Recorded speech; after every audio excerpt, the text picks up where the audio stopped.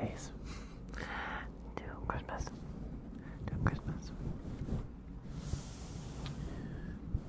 Before I started stream, it's like, oh, this is the last one before Christmas, but no, there's one on Sunday. Hey, Lexi. Hey, Jane. Congrats on getting first. I believe you've broken Tato's streak. Bye, Lexi. Lexi, you have first in my heart. Cheng is here like 30 minutes early.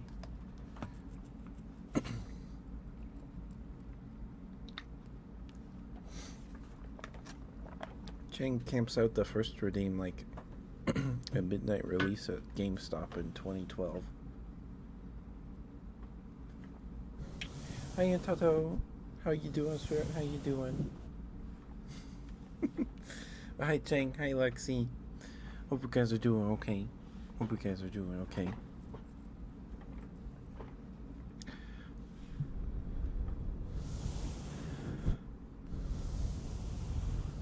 You have an idea to get revenge on me? I didn't do anything. It wasn't on me. Yeah. Lexi, Cheng's not the one doing squats. What are you...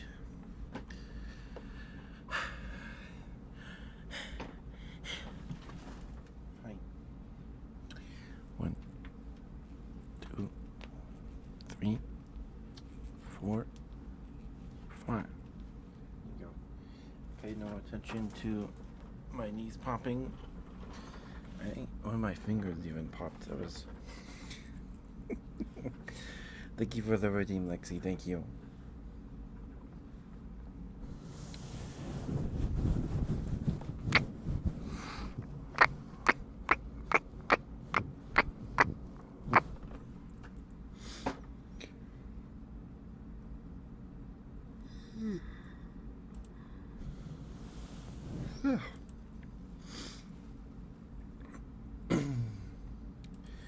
But how are you guys? Hope you guys are doing okay. Hope you guys are having a good week. It's Friday. Pretty sure. Yep, okay.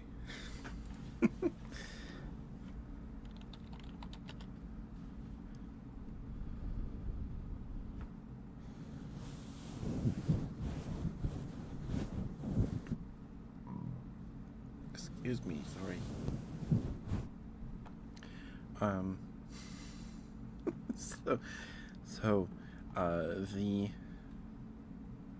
The last ASMR stream went kind of nuts.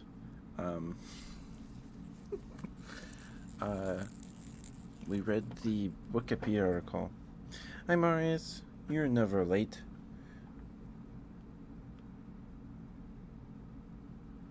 Throw your head back. Was okay. Well, don't do it. Well, don't do it then.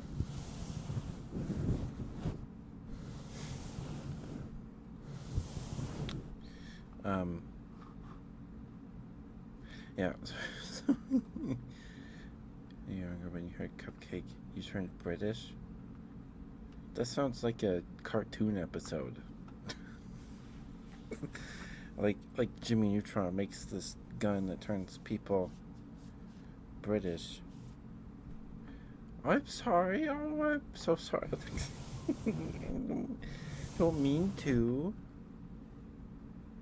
I don't mean to. I'm sorry.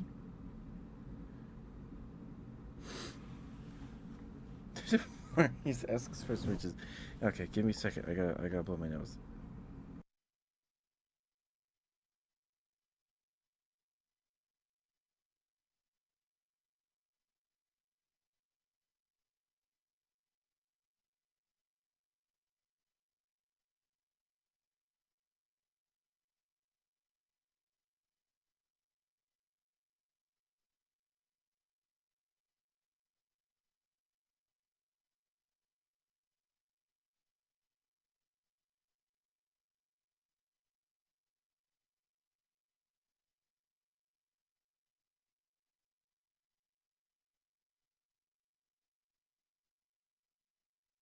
So the ad break starts in like 10 seconds, so I'll do the smooches after the ad break, okay, Marius? Or I'll just do them through the ad break and after.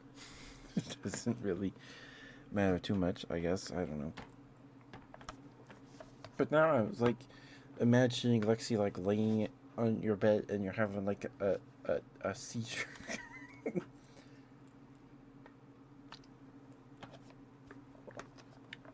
Thank you for the water, Marius. Thank you.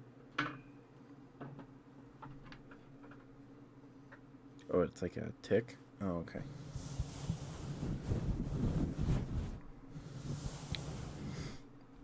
Oh, did you guys have something yummy to eat today? We've got 5 days till Christmas. 5 days till Christmas. It's involuntary, huh? What other sounds do it? You got yoinked into a different stream?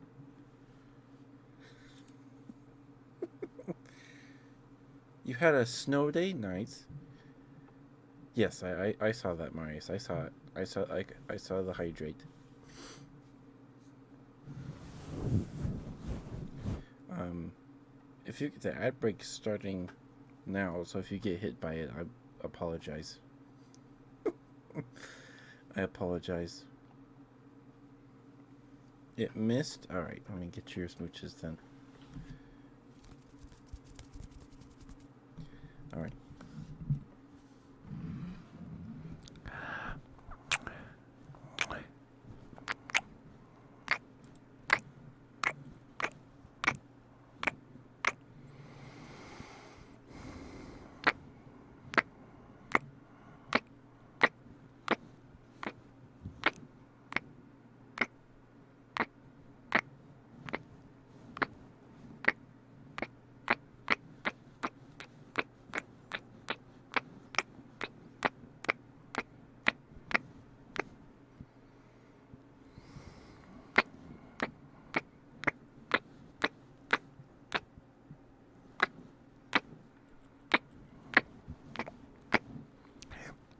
Sorry. Almost breathed some spit there, sorry.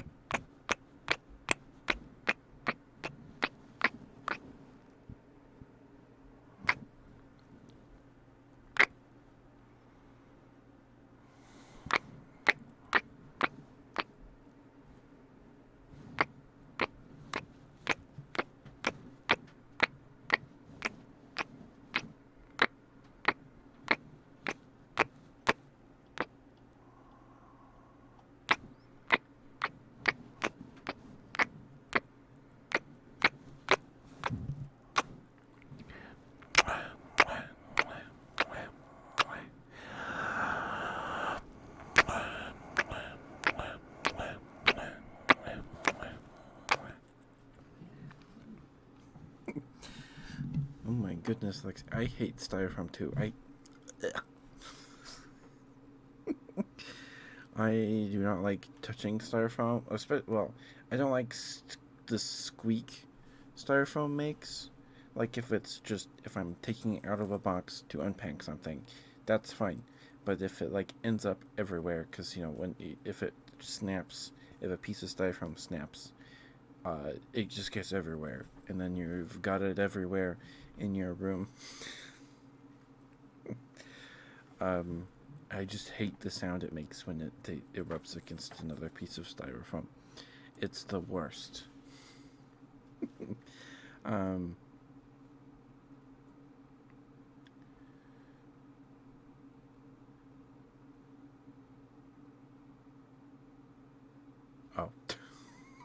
The only thing you like about styrofoam is it squeaking? Oh my goodness, it's okay, Marius. We could still be friends.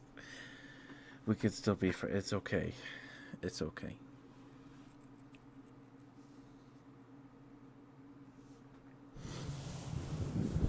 A very hard question. I don't eat crayons. I don't eat wax. I don't like wax. I have so um uh I don't know if you guys did, but we grew up with Sensi candles. They're the like ceramic pot things with a light bulb inside, and then on top of it sits like the ceramic lid above the light bulb, and the light bulb heats up the ceramic lid, and you put a little wax cube in there, and when it melts, it releases the smell just like a candle would, but so it doesn't need fire. Um, and we had one of those on top of the TV stand, and I stuck my finger in the wax for some reason, and then I put it in my mouth because it was hot. So I was like, oh, and it was so gross. Wax tastes so bad. It's bad.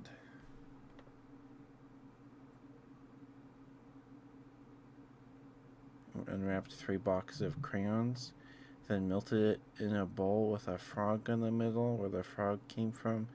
You know, I hope for 4-year-old me it was a toy.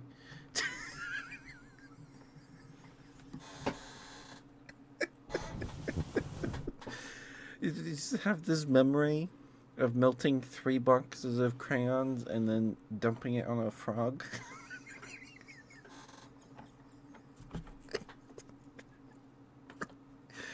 Oh my goodness. The poor frog. Oh. Oh. So is applesauce like a texture thing for you, Lexi, or is it a flavor thing? Or just everything about it? It's not a contest about if you can make me laugh or not. You don't have to.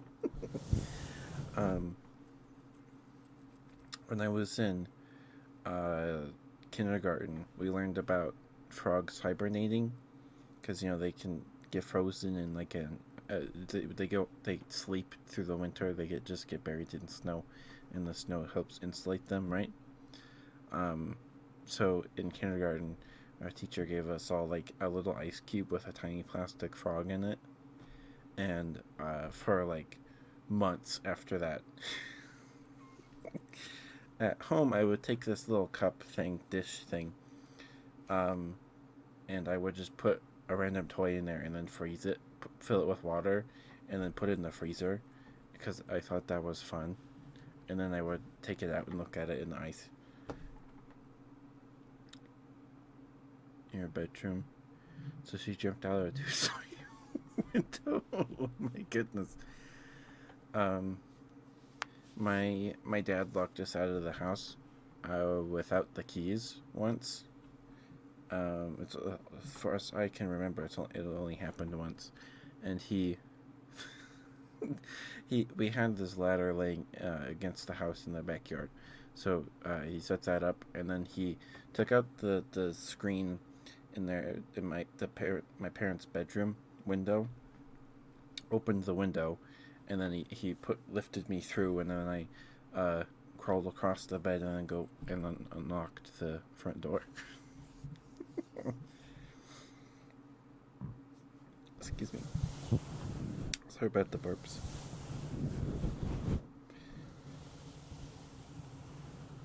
You also thought that when you were little, a rock was your best friend? Everyone thinks so.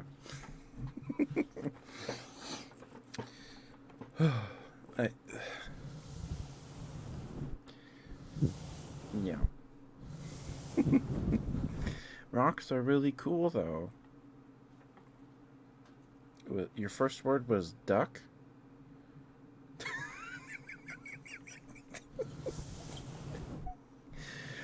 Your first word was duck? It's cute. When my sisters were little, like toddlers. Um, my name is longer than my brother's name.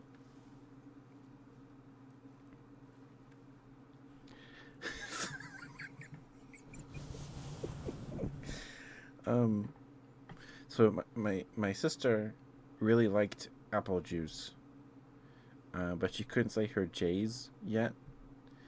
So she would just go, "Give me some apple juice." Um, but she couldn't say my name, so she would just walk up to me with her sippy cup, hold it up to me, "Boy, get me some apple juice. Give me apple juice, boy." Just she could say my name. That was a long time ago, and she drank so much apple juice. The dentist was like, "You gotta wean her off this." So then we put her on milk, and now she's on Dr. Pepper.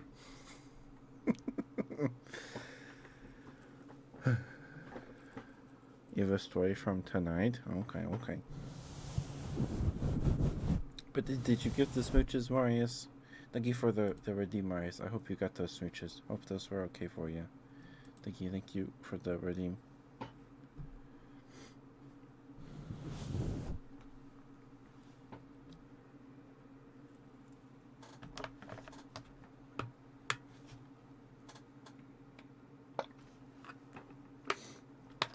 Oh, whoops. There we go. There's chat. There's chat. Sorry for the popping sound. It happens when I move the mic cover in a specific way, I guess. It's probably a string or something getting caught, like right here. Right here. Right here.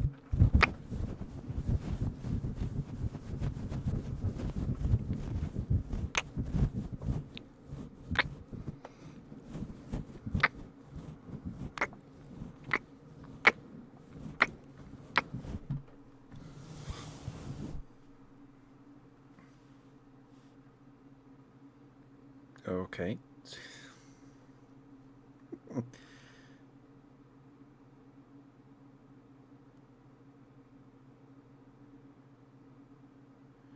At their house by pneumonia. Ah. Yeah. Yep.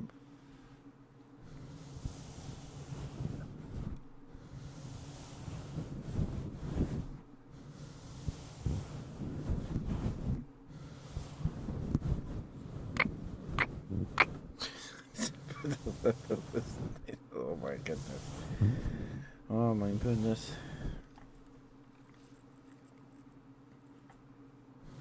That's something else. Yep. So last time, uh,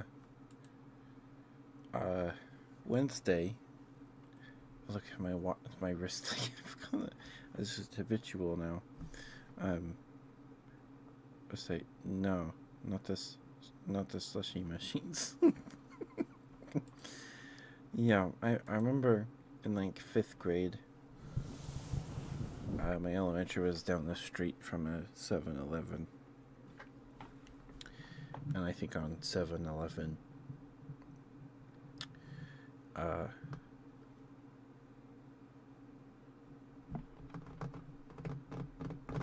we went, we all, as a class, maybe as a grade, I don't remember, we all walked down to 7-Eleven for a Slurpee.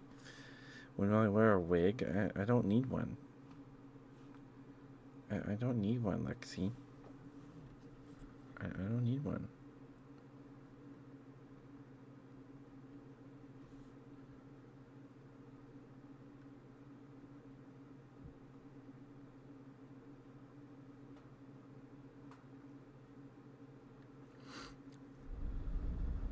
Hi, Mooney. I missed you too. I was wondering where you were. Hi, Mooney. I'm good. I'm good. We did the 12-hour streams. Was that last week? 2 weeks ago now? Yeah, it was like 2 weeks ago now. You're so tired, so yeah, you sleep so early. Yeah, that's okay. I understand. I understand. We're 5 days from Christmas. 5 days from Christmas. You sent me a DM. Okay.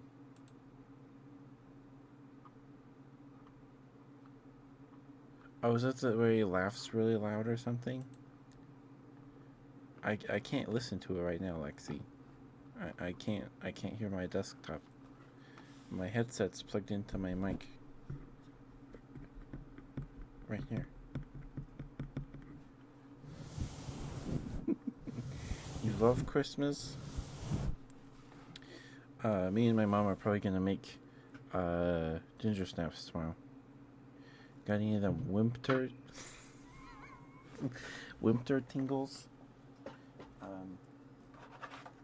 Well, I'm not going to whimper for you.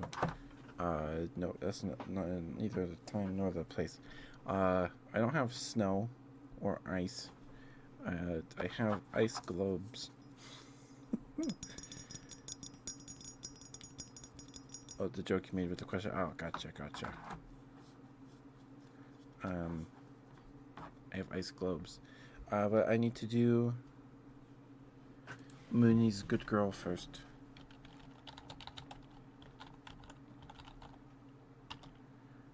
Have you worn wigs? Will you wear wigs when you will wear? I'm pretty sure I've seen it before. And then he laughs really hard. Yeah. Okay. I need to do Mooney's Good Girl real quick. Also, please go follow Kumi. Give Kumi lots of love. Kumi is a fellow boy of the femme variety. Excuse me. Sorry for what is going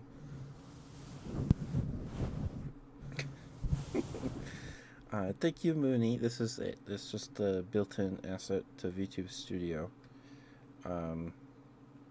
This is not the last ASMR stream before Christmas. It's on Sunday. Hey, Tato. Okay, I got it. Let me do Moody's Good Girl real quick. Of course, Kumi. Of course. Kumi deserves so much more attention. It's crazy. Kumi's production value is nuts.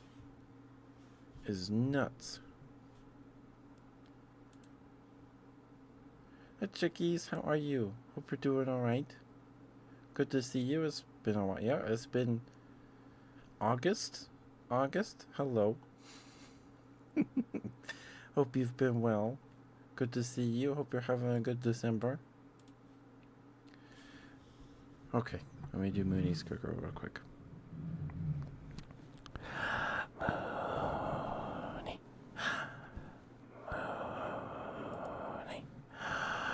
You're a very, very good girl. Good girl, Mooney.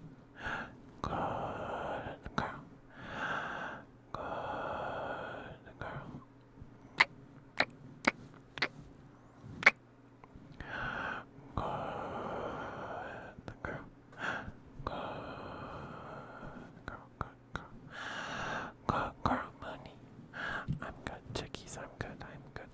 Just relax. It's a Friday night. It's Friday. Good girl, Mooney. Good girl, Mooney. Good girl. Mooney, thank you for being here. Thank you for chatting and lurking and spending time with me in those streams. Thank you. Thank you for watching. I appreciate it. It means a lot. Thank you. And thank you for being who you are and doing what you do, Mooney.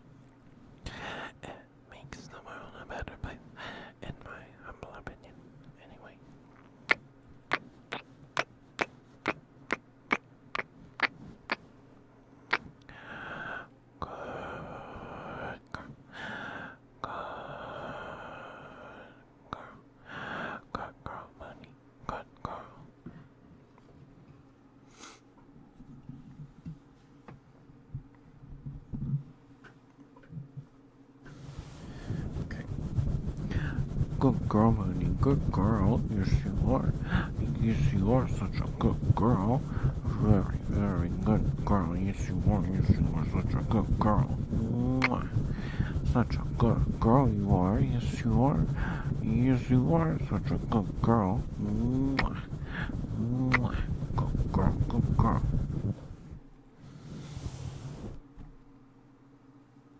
Thank you, Mooney.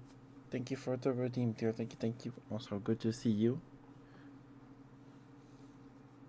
Hope you've been getting some good sleeps then. Also, hi Kumi. Thank you for stopping by, Kumi. Thank you. I don't know if I have anything particularly Christmassy.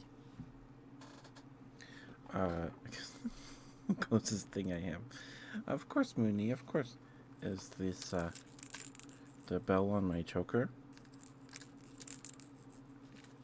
Even though it doesn't really sound like a. I don't know if it's a jingle bell. It's shaped like one.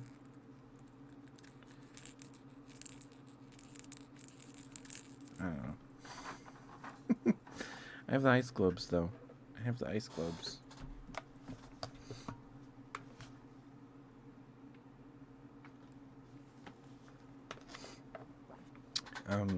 Yeah, so Wednesday we read Wikipedia. That stream was nuts. That was a lot.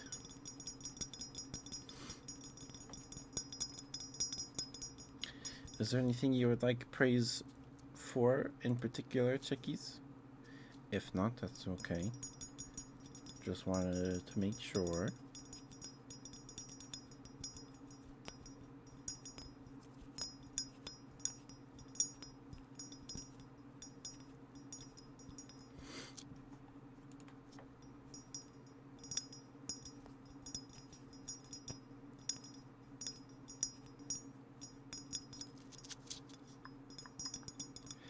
But I am excited because tomorrow I'm gonna make ginger snaps with my mom. I'm excited. We made ginger snaps last year. They were so good. They were so yummy. I love ginger snaps. But chickies, I'm very proud of you, sweetheart. You did a very good job today. You can't think of anything, that's okay. I'm very proud of you, chickies. You did a good job today. Keep it up. I'm proud of you. You worked very hard. I'm very proud of you. You're doing a good job. Santa going ho ho ho, and while he climbs down the chimney, his boots of secret stubbles still laughing joyfully. That's just like a similar plot to the Santa Claus movies with Tim Allen. We watched those a lot when I was younger, because I think they were still releasing when I was younger.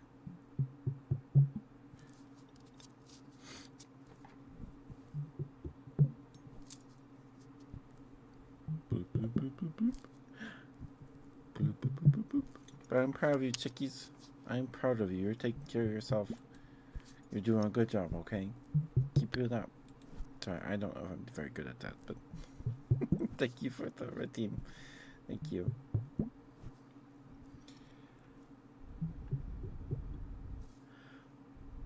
I've been told that I should do more RP videos though, Kumi. I've been told that. I just don't have any ideas right now.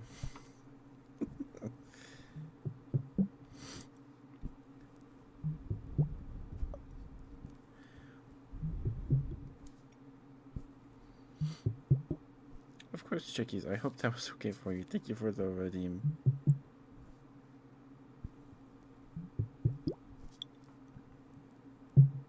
Oh.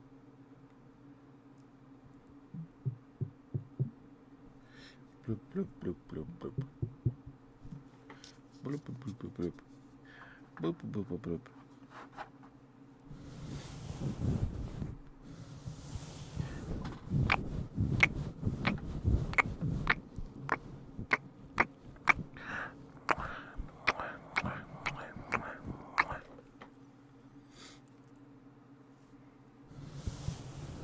I hope you get some good sleepies, Mooney. Thank you for being here. Good to see you.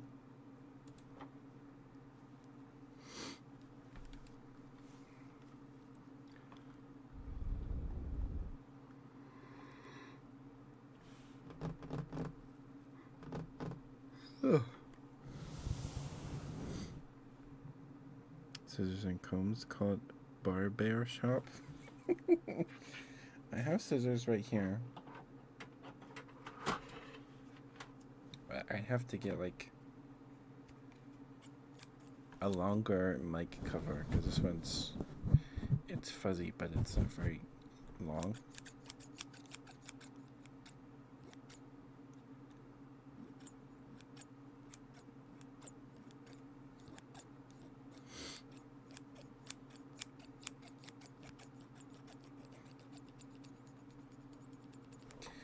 But I've gotten a pretty positive reception to the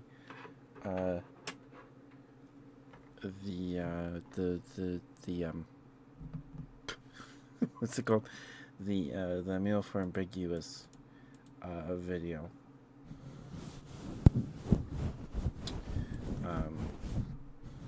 So I want to do more. I don't have any ideas. I made the male for male version, the first one, spontaneously because I was trying to sleep one night, and then I got the idea for it. I was like, oh, okay, I can do that. Be like 15 minutes, maybe, and then the video ended up being like 34 minutes. And then people asked for a male for ambiguous version, which I made, which is they're both different because there's no script. I don't have a script. I didn't have a script. It's just me talking.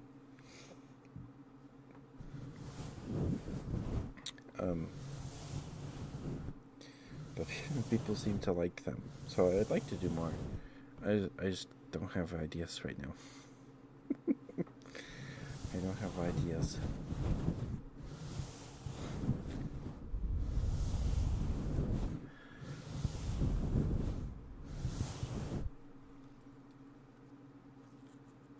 So if you have any that you would like to see me do, let me know, and I'll write it down or something.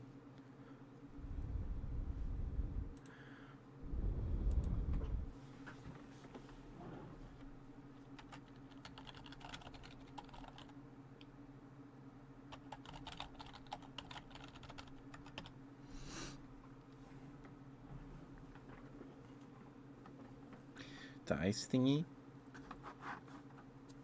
Oh, me tapping on it?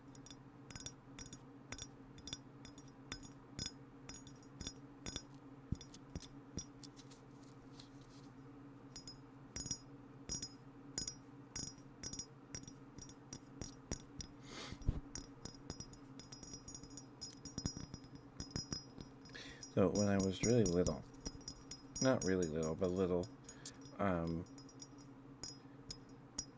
was out. I think it was Walmart. I don't remember. It was a store.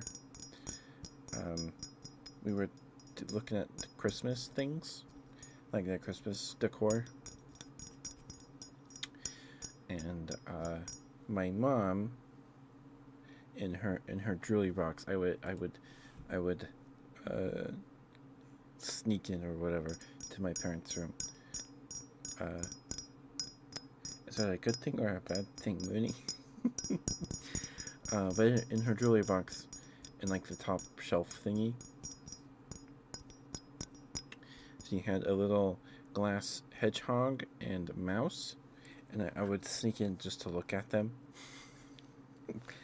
because I like little things, collecting little things.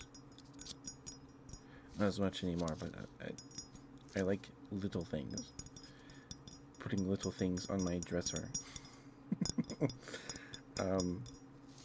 So we were at a store.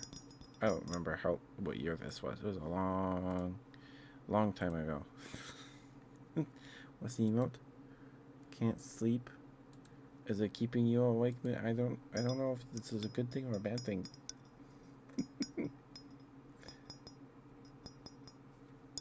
That's the sound my pinky makes.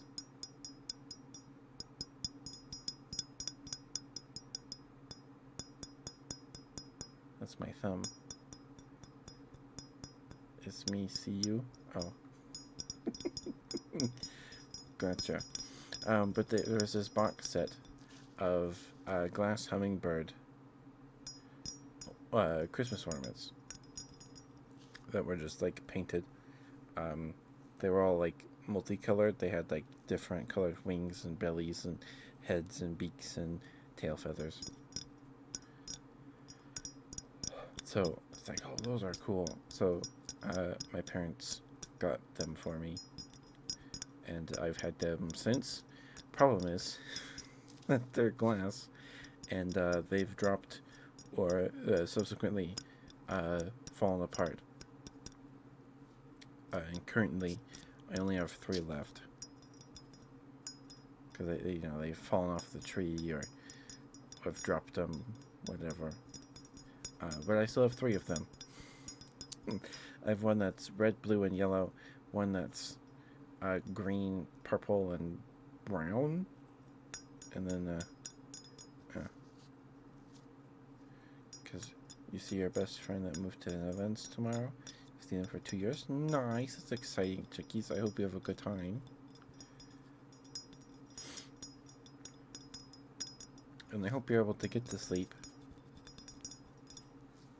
Alright, sorry, just making my hand tired.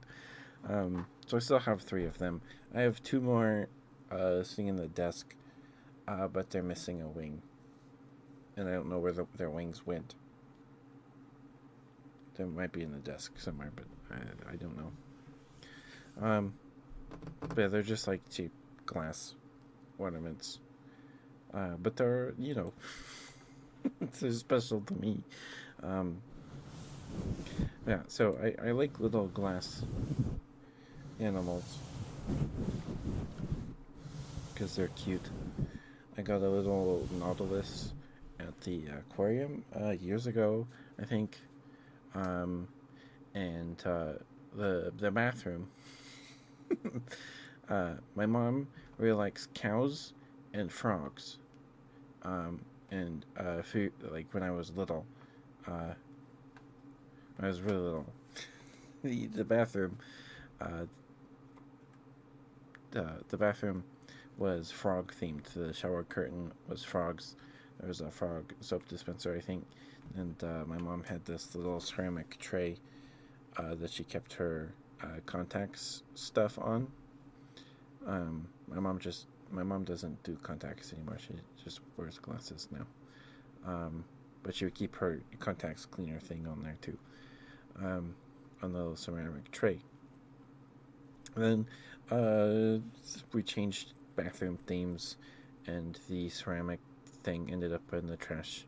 But the ceramic thing had a little glass froggy on it, and I saved the frog from the garbage, and he's missing a few toes, and his paint is scratched. But I saved him from the garbage.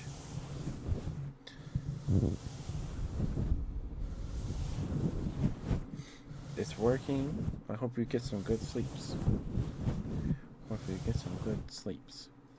Sorry, I stopped tapping on it because my fingers are getting tired. This one is more dense. Or it's my fingernails on my other hand.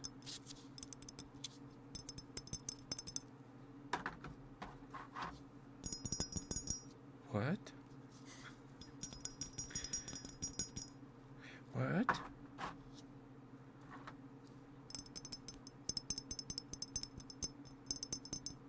What?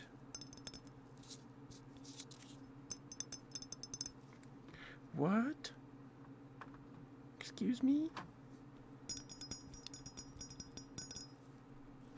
They make different sounds.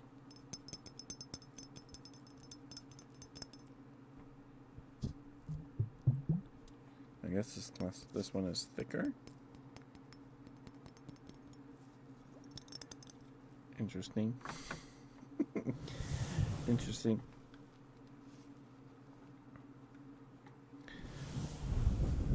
And I haven't heard from Kami yet. She might let me know tomorrow. But we might be playing Marvel Rivals with Kami-chan tomorrow. Here, let me give Kami a shout out.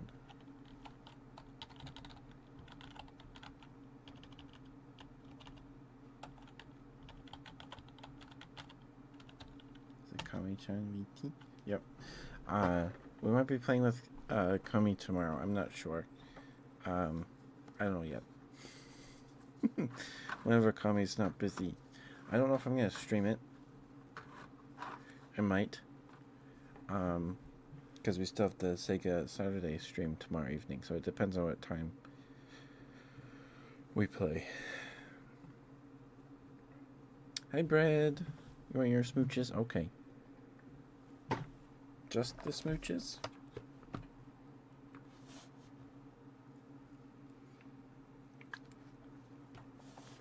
And then Tato wants smooches. Okay. Hi, Tato. Thank you for being here.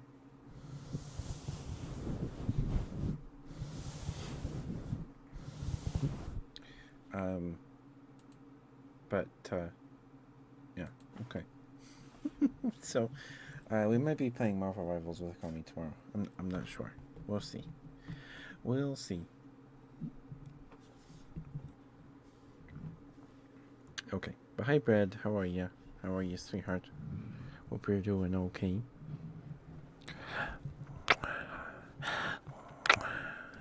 Would you like the birthday smooches? Would you like the birthday smooches, Brad?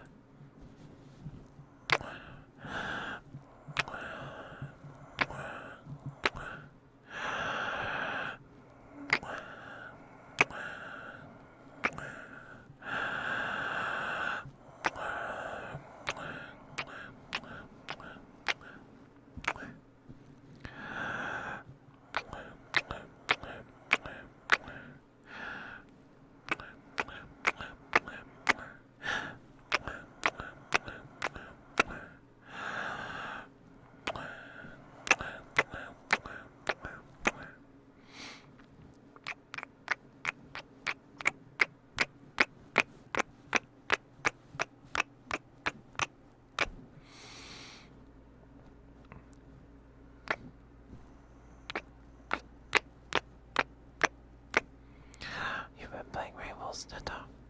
You've been having fun. Do you have a main yet? Do you have a main?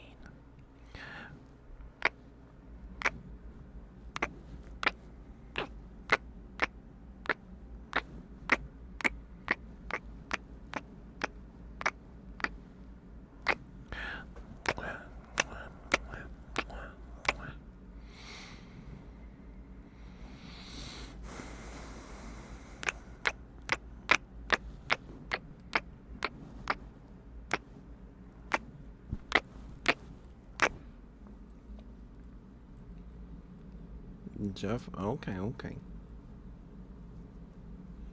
Wanda.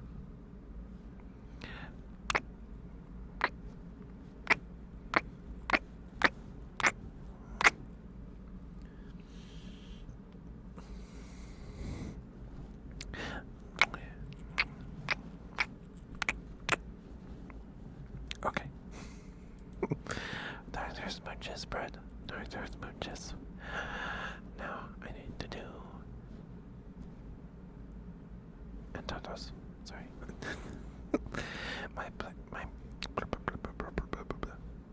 my brain blue screened.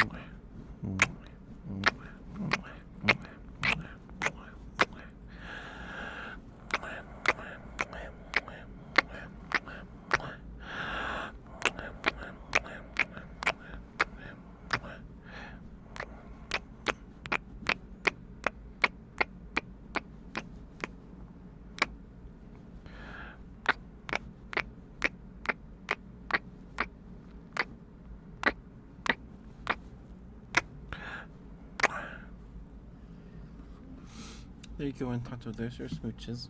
Hope those were okay for you. Thank you for the redeem. Thank you.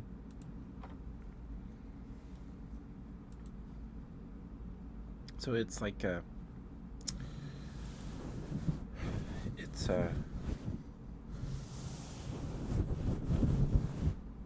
is I've seen what I don't know what I'm saying. Sorry. I imagine they're going to be adding new characters at some point, right? I imagine.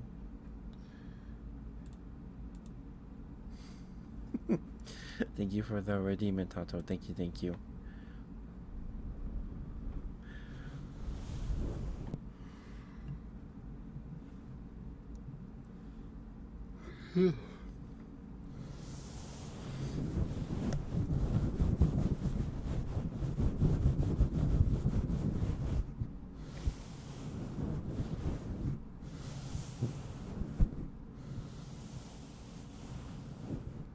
Eventually.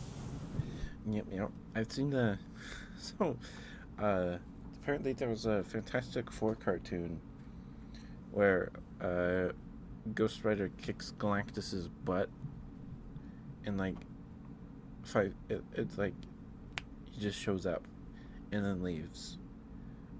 Like Galactus is like in like I don't know where the Fantastic Four live.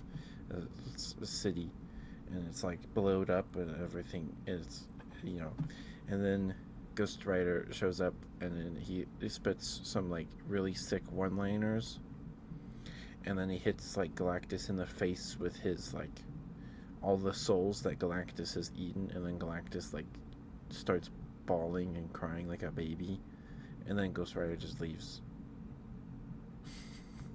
I don't know, it's a cool clip, and I don't know who voices him in the cartoon, but he did a good job. Chad, yep. Emote's cute. 2020 rivalry. I have a lot of the 2020 rewind emotes.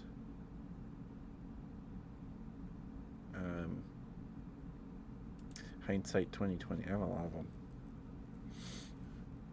I don't know how I got so many.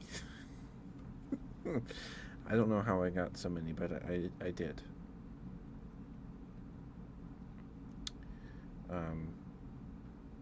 Man, that feels so long ago now. It was like 4 years ago, almost 5 years ago now. No, it was about 4 years ago, right? These were like December.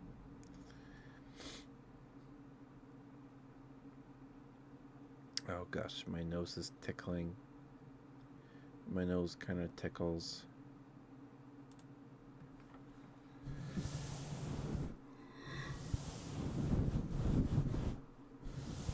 But like not enough for a sneeze, it's just there. Like, you can feel me, but it's not a big sneeze. Or not a sneeze. It's just kind of there. And I hate it. like a hair on your arm. You can feel it. But you're like preoccupied, so you can't, or like an itch that you can't scratch because you're preoccupied or something. It's like that, but a sneeze. And I hate it. It's the worst.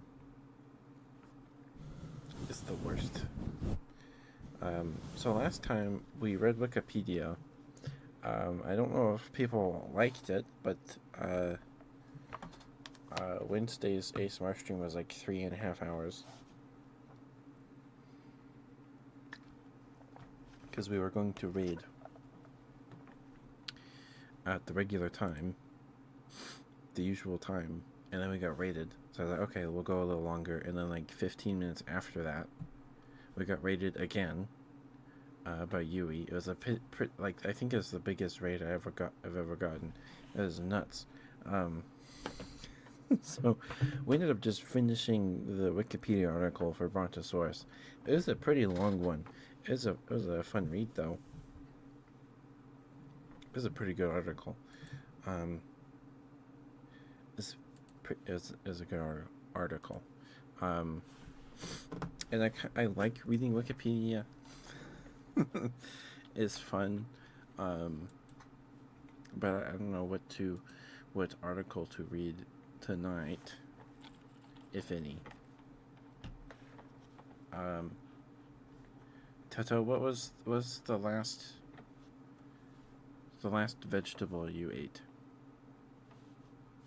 We'll read about that vegetable, if you remember. Sure, we'll go with that.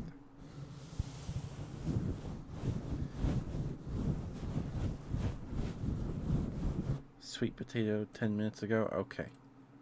There we go. Sweet potato. Give me the Wikipedia article. Give me the Wikipedia article. All right.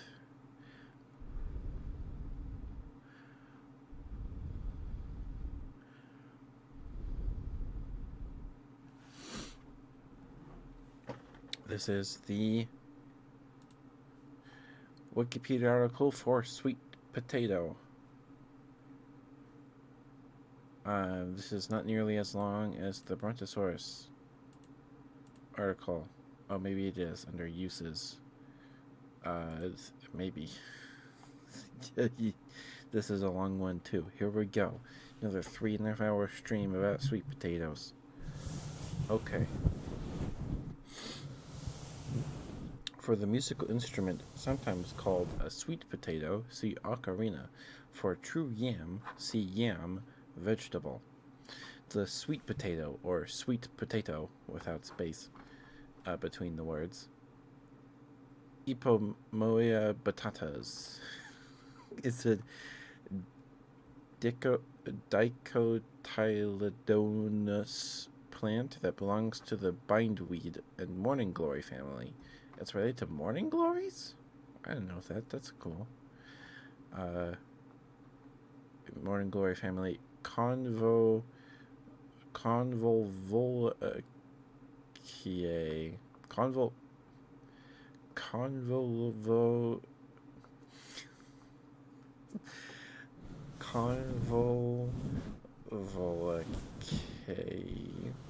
CA.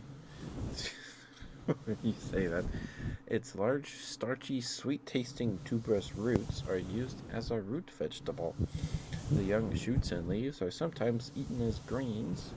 Cultivars of the sweet potato have been bred to bear tubers with flesh and skin of various colors. Sweet potato is only distantly related to the common potato, Solanum tuberosum, both being in the order Solanales, although darker sweet potatoes are often referred to as yams in parts of North America. The species is even more distant from the true yams, which are monocots in the order Dioscorales. The sweet potato is native to the tropical regions of South America and what is present-day Ecuador. Of the approximately 50 genera and more than 1,000 species of Convolvulaceae, I. batatas is the only crop plant of major importance. Some others are used locally, e.g. I. aquatica or keung kong is a green vegetable, but many are poisonous. The genus Ipomoea that contains the sweet potato also includes several garden flowers called morning glories, but that term is not usually extended to I. batatas. Some cultivars of I. batatas are grown as ornamental plants under the name tuberous morning glory. Hi, Grid. We're reading about sweet potatoes tonight. How are you, Grid? How you doing? Hope you're doing all right. Good to see you, sweetheart. Mwah.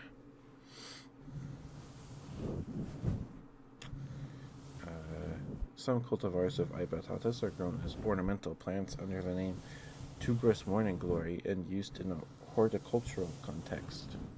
Sweet potatoes can also be called yams in North America. When soft varieties were first grown commercially there was a need to differentiate between the two. Enslaved Africans had already been calling the soft sweet potatoes yams because they resembled the unrelated yams in Africa.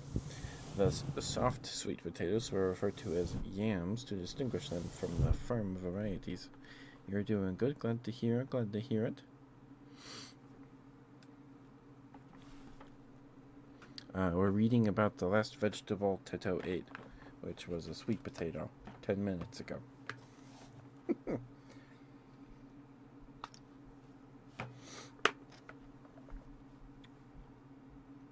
Alright, that was the intro.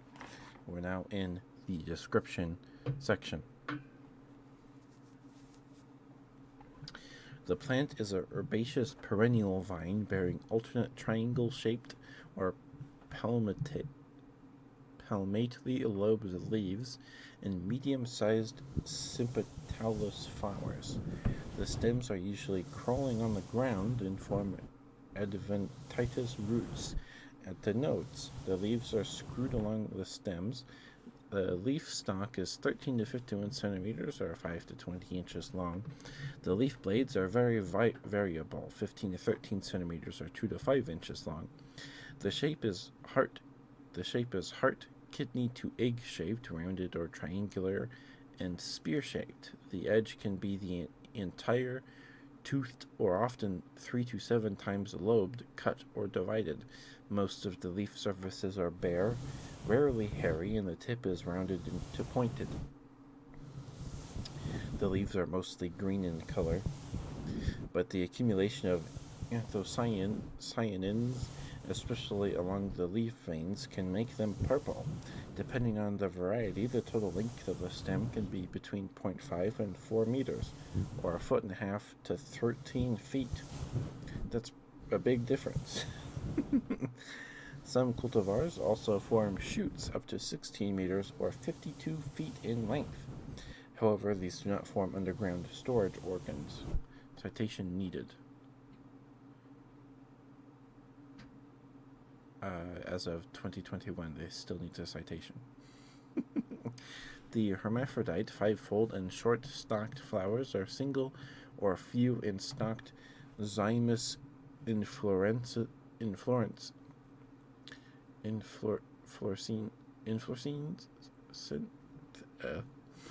The big words that arise from the leaf axils that stand upright. It produces flowers when the day is short. The small sepals are elongated and tapering to a point and spiky, and rarely only 7, 10 to 15 millimeters, or 3/8 of an inch to 5/8 of an inch long. Usually finely haired or ciliate. The inner 3 are a little longer, the 4 to 7 centimeter or 1.5 to 2 inches, 3 3/4 inches long. Overgrown and funnel-shaped folded crown with a shorter hem can be lavender to purple lavender in color. The throat is usually darker in color, but white crowns can also appear. The enclosed stamens are of equal length with granular filaments. Where I read it, this is the Wikipedia article for sweet potatoes. This is another long one. If we lose interest, we'll swap to reading about Allosaurus or something.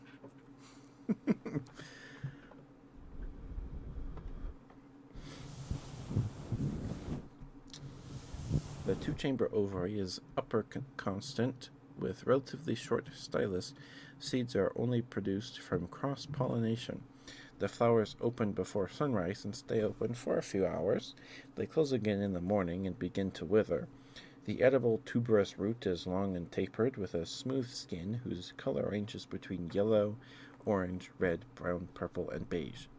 Its flesh ranges from being through white, red, pink, violet, yellow, orange, and purple.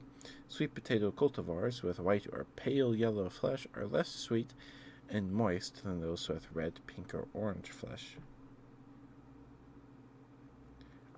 We play Monster Hunter Grid. we play Monster Hunter World occasionally. We'll probably play Wilds at some point. but we're not quite done with Iceborne yet. Maybe we'll play that on Monday. Maybe we'll play Monster Hunter on Monday.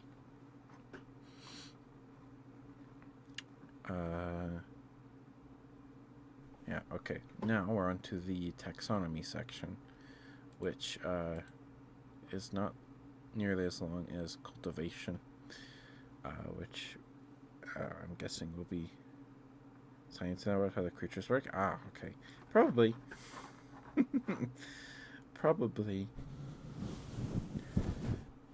All right. The sweet potato originates in South America in what is present-day Ecuador. The domestication of sweet potato occurred in either Central or South America.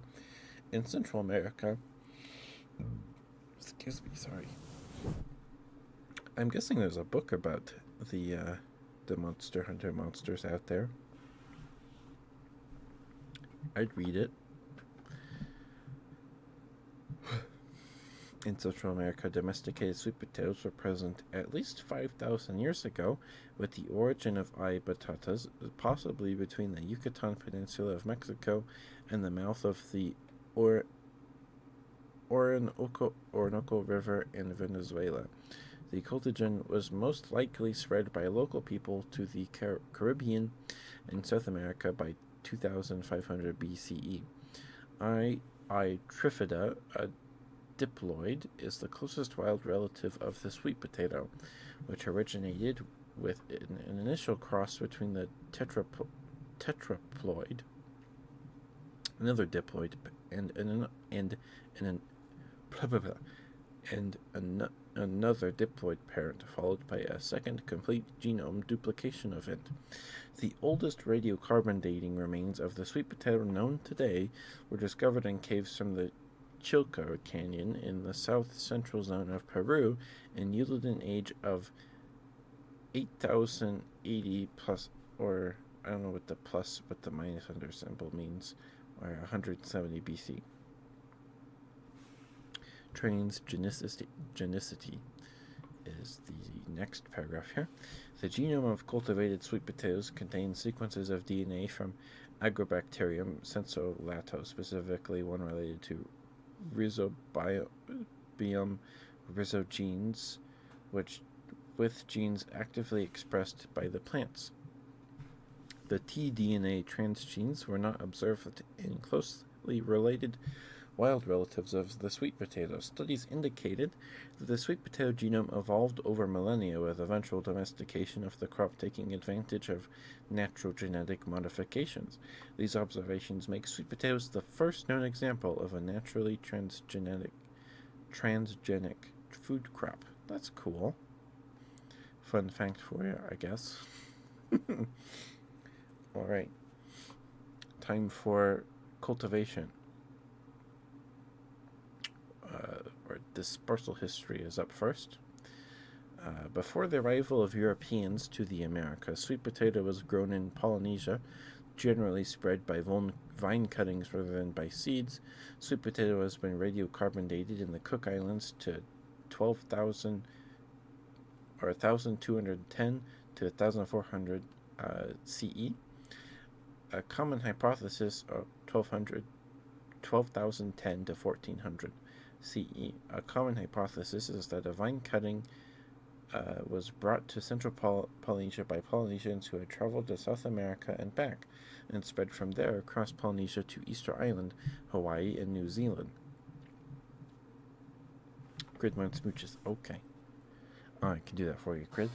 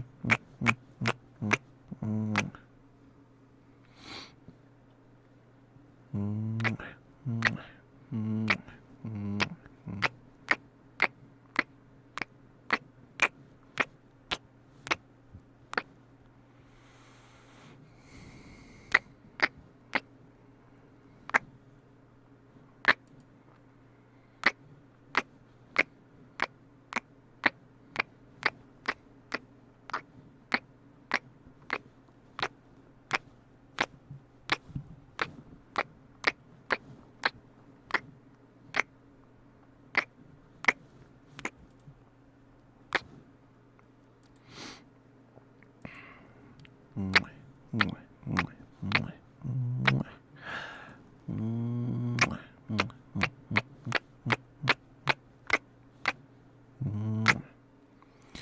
Mwah, mwah, mwah. Mwah, mwah, mwah, mwah, mwah, mwah.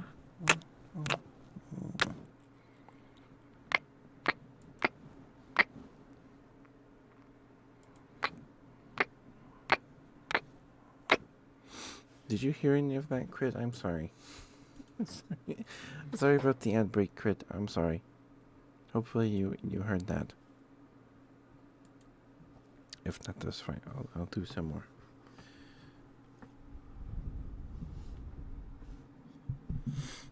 Welcome back from the ad break. Sorry about that. Did you hear any of the smooches, kid? Crid? Crid? Did you hear any of the smooches you heard? Okay. Whew. Whew. Alright. I don't know if I'm feeling this article in particular. I don't know if I'm feeling this one. I don't know if I'm feeling this one.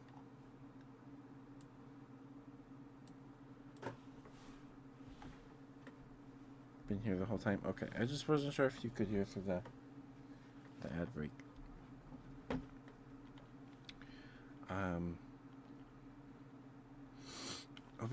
Should we read something Christmassy? Should we read something about Christmas?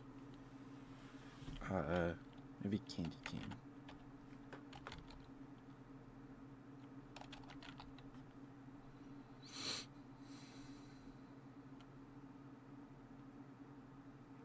There's a Candy Cane Pygmy Goby.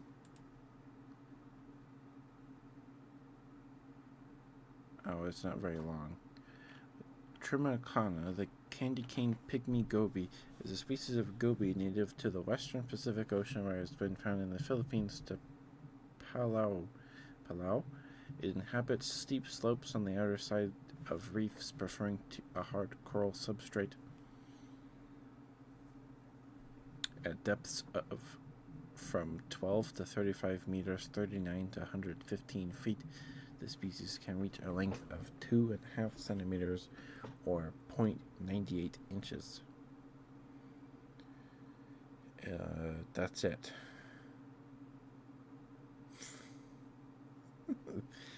That's it. It's cute, this picture. Yep, it's I can't tell if it's like see-through with orange bands or if it's and it's in least concern. So they're not endangered at all. I imagine they're in the aquarium trade, maybe. I don't know. There's not a lot of info on them on Wikipedia. Candy cane.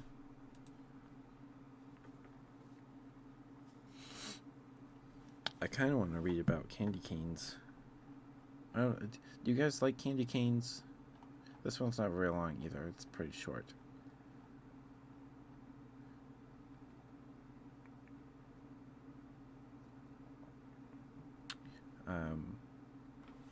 I don't mind candy canes. I prefer the fruity flavored candy canes, personally.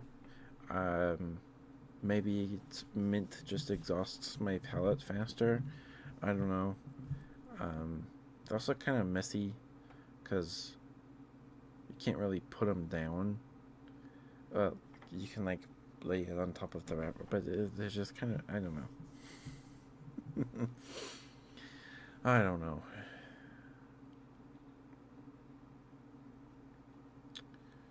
Peppermints are yum. I like peppermints, but candy canes are it's just a lot of candy, you know. Alright. Candy cane. A candy cane is a cane-shaped stick candy often associated with Christmastide, as well as St. Nicholas Day. It is traditionally white with red stripes and flavored with peppermint, but the canes also come in a variety of other flavors and colors. History. A record of the 1837 exhibition of the Massachusetts Charitable Mechanic Association, where confections were judged competitively, mentions stick candy, a recipe for straight peppermint candy sticks. white with colored stripes, was published in The Complete Confectioner, Pastry Cook and Baker in 1844. However, the earliest documentation of a candy cane is found in the short story Tom Luther's Stockings, published in Ballu's Monthly Magazine in 1866. Described as mammoth in size, no mention of color or flavor was provided. The nursery Monthly Magazine mentions candy canes in association with Christmas in 1874, and Babyland Magazine describes tall, twisted candy canes being hung on a Christmas tree in 1882. You always get tiny ones? Yeah, I prefer the tiny ones because then you can put those in your hot chocolate, or like hook it on the rim of your mug and so the stick is in your hot chocolate. You know, I prefer the smaller ones because you could just pop the whole thing and then suckle on that for a little while. Practical application. Peppermint is a natural animal deterrent. It is believed that peppermint candy canes were originally hung on Christmas trees to keep rodents and other small animals, including cats, from damaging Christmas trees. I wonder if that's true. Religious affiliation. A common story of the origin of candy cane says that in 1670, in Cologne, Germany, I'm probably saying that wrong, I apologize, the choir master at Cologne Cathedral, wishing to remedy the noise caused by children in his church during the living creche tradition of Christmas Eve, asked a local candy maker for some sugar sticks for them. In order to justify the practice of giving candy to children during Mass, he asked the candy maker to add a crook to the top of each stick, which would help children remember the shepherds who visited the infant Jesus. In addition, he used the white color of the converted sticks to teach children about the Christian beliefs in the sinless life of Jesus. From Germany, candy canes spread from other parts to other parts of Europe, where they were handed out during plays reenacting the Nativity. The candy cane became associated with Christmastide. This story is likely apocryphal, with references to it not existing before the mid-20th century. Gotcha. Production. As with other forms of stick candy, the earliest canes were manufactured by hand. Chicago confectioners, the Bunt brothers, filed one of the earliest patents for candy cane making machines in the early 1920s. In 1919, in Albany, Georgia, Robert McCormack began making candy canes for local children, and in the middle of the century, his company, originally the famous Candy Company, what a name, then the Mills McCormack Candy Company, and later Bob's Candies, had become one of the world's leading candy cane producers. Candy cane manufacturing initially required significant labor to limited production quantities. The canes had to be bent manually as they came off the assembly line to create their curved shape, and breakage often ran over 20%. McCormack's brother-in-law, Gregory Harding Keller, was a seminary student in Rome who spent his summers working in the candy factory back home. In 1957, Keller, as an ordained Roman Catholic priest of the Diocese of Little Rock, patented his invention, the Keller machine, which automated the process of twisting soft candy into spiral striping and cutting it into precise lengths as candy canes. Use during St. Nicholas Day. On St. Nicholas Day celebrations, candy canes are given to children, as they are also said to represent the crosier of the Christian bishop St. Nicholas. Crosiers allude to the God Shepherd, Good Shepherd, not God Shepherd. That's a sick name, God Shepherd. That's a neat name. Anyway, to the Good Shepherd, a name sometimes used to refer to Jesus of Nazareth. Okay, gotcha. Sorry, I misread that. And then it says, see also candy cane sorrel. It's a species of flower polka gris is a Swedish stick candy that was invented in 1859. Okay, and then just stick candy. Cool. That's the article for candy canes.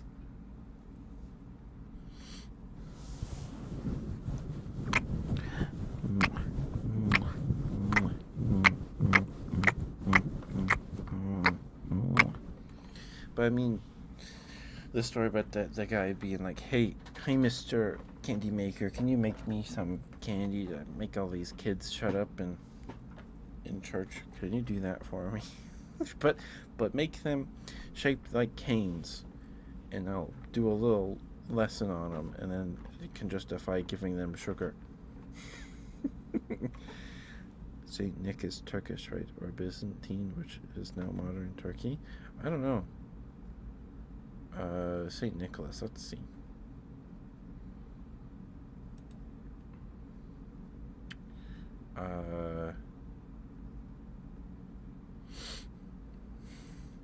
Let's see. He was born Patara. Yeah, it was located on the Turkish coast. So he was born in the Roman Empire, but on the coast of Turkey, or something. Patara, Lycia et Pamphylia, Roman Empire.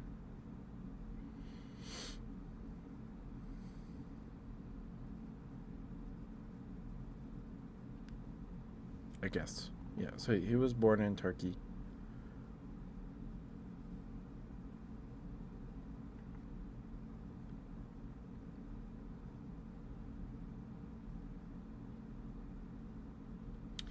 But if you want to read about the gift-bearing figure in modern folklore and popular culture, partly based on the saint, see Santa Claus.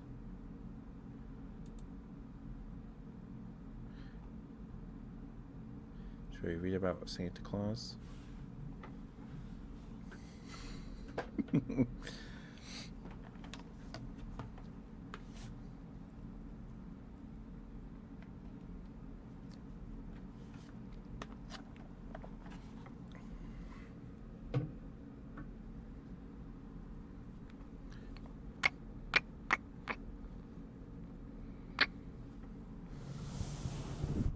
Yeah, you're right, Greyford. He was born on the coast, in a city on the coast of Turkey.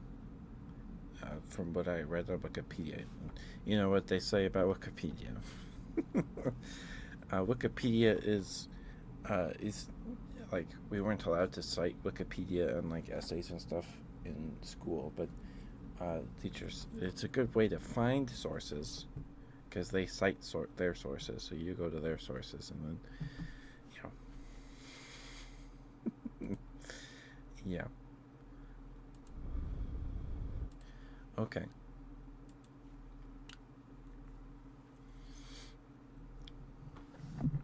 Here, let me try to make this a little more ASMR-y. Let's see. Santa Claus. Santa Claus. So pronunciation. Lots of embellishments or something? I don't know. What are you referring to? What are you referring to? Oh, because why Wikipedia? Because my teachers would say, anyone can go in and edit it, so you never know, if it's like someone went in there and like typed it in. Because one of my teachers said that to prove to his students, or it's somewhat a story, that to prove that Wikipedia is not a reliable source, he or someone he knew swapped the picture of Superman on his Wikipedia article to himself. And it was like that for like a week or something. I don't know. I don't know if my teacher lied though. Hi DJ, I'm doing good. We'll just read some Wikipedia.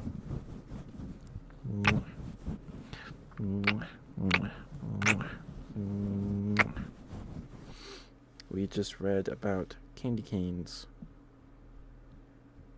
So we're going to read about Santa Claus.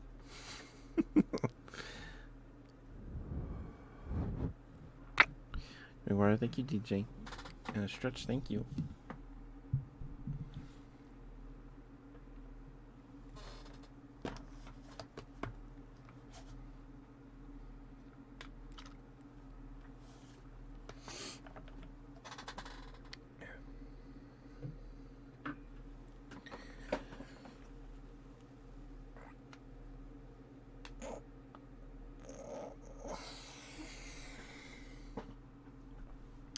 Or wait, can we read the Wikipedia article for the Christmas toy?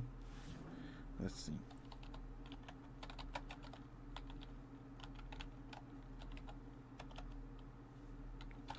The Christmas toy. It does have an article. Let's go. Let's go. So we talked about the Christmas toy movie last week, I think. Excuse me, goodness, sorry. I'm so sorry. So sorry. Oh my goodness. But thank you for the redeem chat. I'm doing good. How are you? How are you? So the Christmas toy, I watched it on Netflix like years ago when I was younger, and it scared me. It's kind of scary. Because it's like Toy Story. It's a Muppet movie. It is made by Jim Henson Home Entertainment.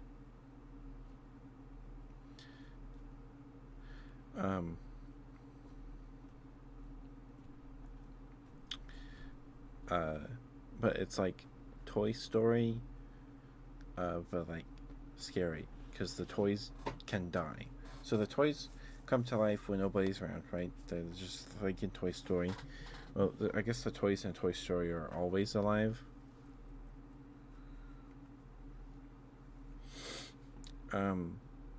But if a person sees a toy like out of place or something, the toy will be frozen. The Wikipedia article says they'll be frozen forever. The toy dies. And this happens to a little clown doll in the movie. It's like those beanbag dolls where they're just like, and then they have like a plastic head and stuff. Like those kind of dolls. And they're like, the main cast is like in the hallway or something, and they like run back in the room and they're like, get in position, the mom's coming up the stairs and go down the hall for something, and there's like a light on in the hall, but the light in the kid's bedroom is off or something, and this little clown doll is like new or something, and doesn't know. It's like, what's going on over here? And he like goes over to the crack in the bedroom door into the hall, and the mom is like, why is the door open or something? I don't remember. It's been a while. And then she sees the clown doll, and the clown doll like looks up at her, and then he just falls over, like face first, and then closes the door. And then all the other toys in the room have to like ceremoniously bury him.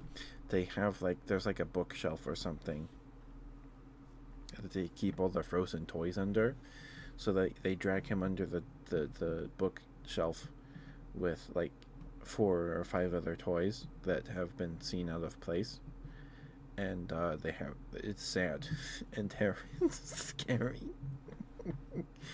It's scary.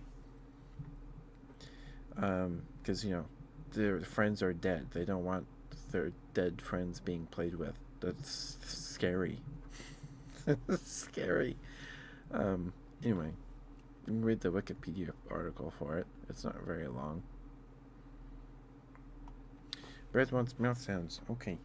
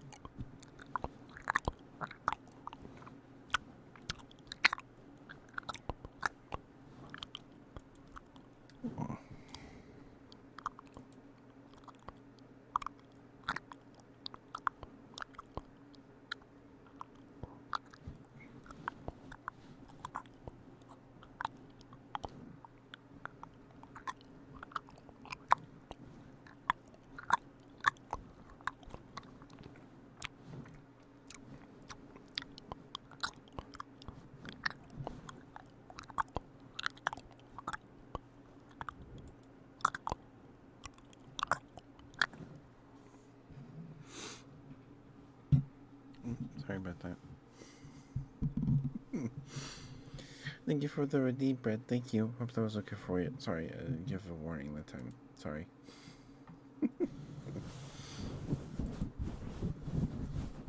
Alright, let's read this article for the Christmas toy. Because I haven't seen the movie in a long time, so I don't really remember what happens. I remember the clown dies.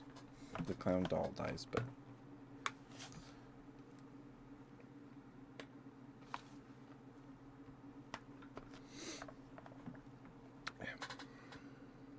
Okay, here we go.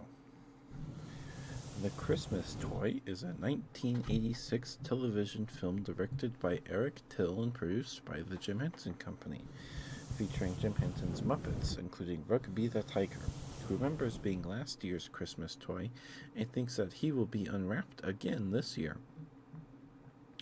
The film, which originally aired on December 6th, 1986, on ABC, was sponsored by Kraft Foods. Originally introduced by Kermit the Frog, it was released on VHS format in 1993. Man, remember when it took forever to get movies on DVD? After the movie came out in theaters? And now we just get them on streaming services after a few weeks. Man, I remember when Lion King 1.5 came out on disc. Because I was at Walmart. I think it was at Walmart with my dad. And they had a little cardboard display with it out there by the jewelry counter, I think. It's like, this, Lion King 1.5. Lion King 1.5 is my favorite Lion King movie. Not that I've seen all of them. But I like it. I like Lion King 1.5. I also have not watched it in a good amount of time, so. Anyway. In 2008, Hit Entertainment, distributed by Lionsgate, released the special on DVD with Kermit's opening introduction edited out due to legal issues with the Walt Disney Company, which had owned the rights to him since 2004. When the film was released on Amazon Prime, Kermit's scenes were restored. Many have noted the similarities between the film and Toy Story, which released in 1995.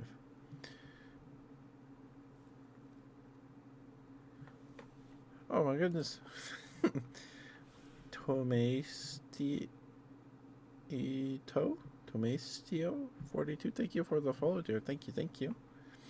How you doing? Hope you're doing okay. Thank you for the follow. Mwah. If you have a favorite ASMR sound or ASMR trigger, whatever you want to call it, if you have a favorite one, I'd be happy to do it for you. Thanks for your follow. Thank you. I hope you enjoy your stay. I do ASMR like this every Wednesday, Friday, and Sunday, and the other days of the week we stream games. Tomorrow we might be playing Marvel Rivals. Maybe. We'll see. If not, we'll be playing an old Sega game called Beyond Oasis, which I don't know if it's an RPG or what. I'm kind of excited. But I hope you're having a good week. Almost to the weekend. Thank you for the follow, dear. Thank you. Mwah. We're just reading some Wikipedia articles right now. Currently we're reading the one about the Christmas toy. It's a movie by the Jim Henson Company.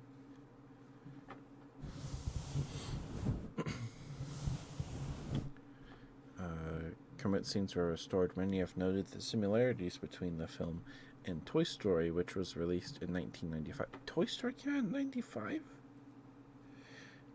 Toy Story is 5 years older than me. Wow. Crazy.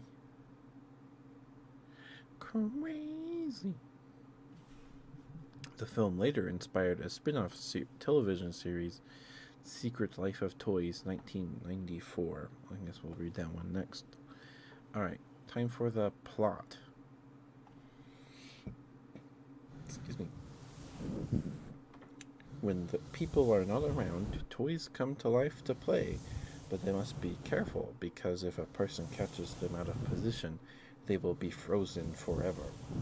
On Christmas Eve, Rugby the Tiger remembers that he was last year's favorite Christmas toy and wants to keep that position rather than be replaced by another toy.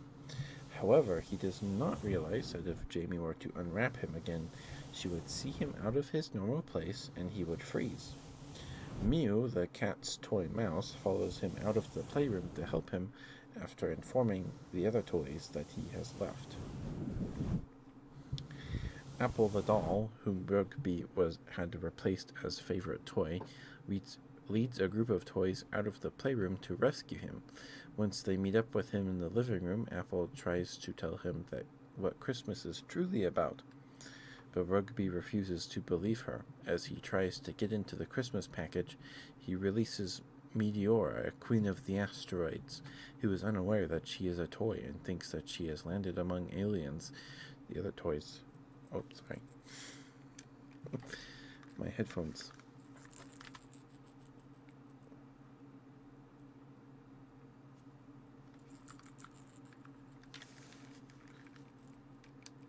Sorry. my headphones started making a weird high-pitched noise.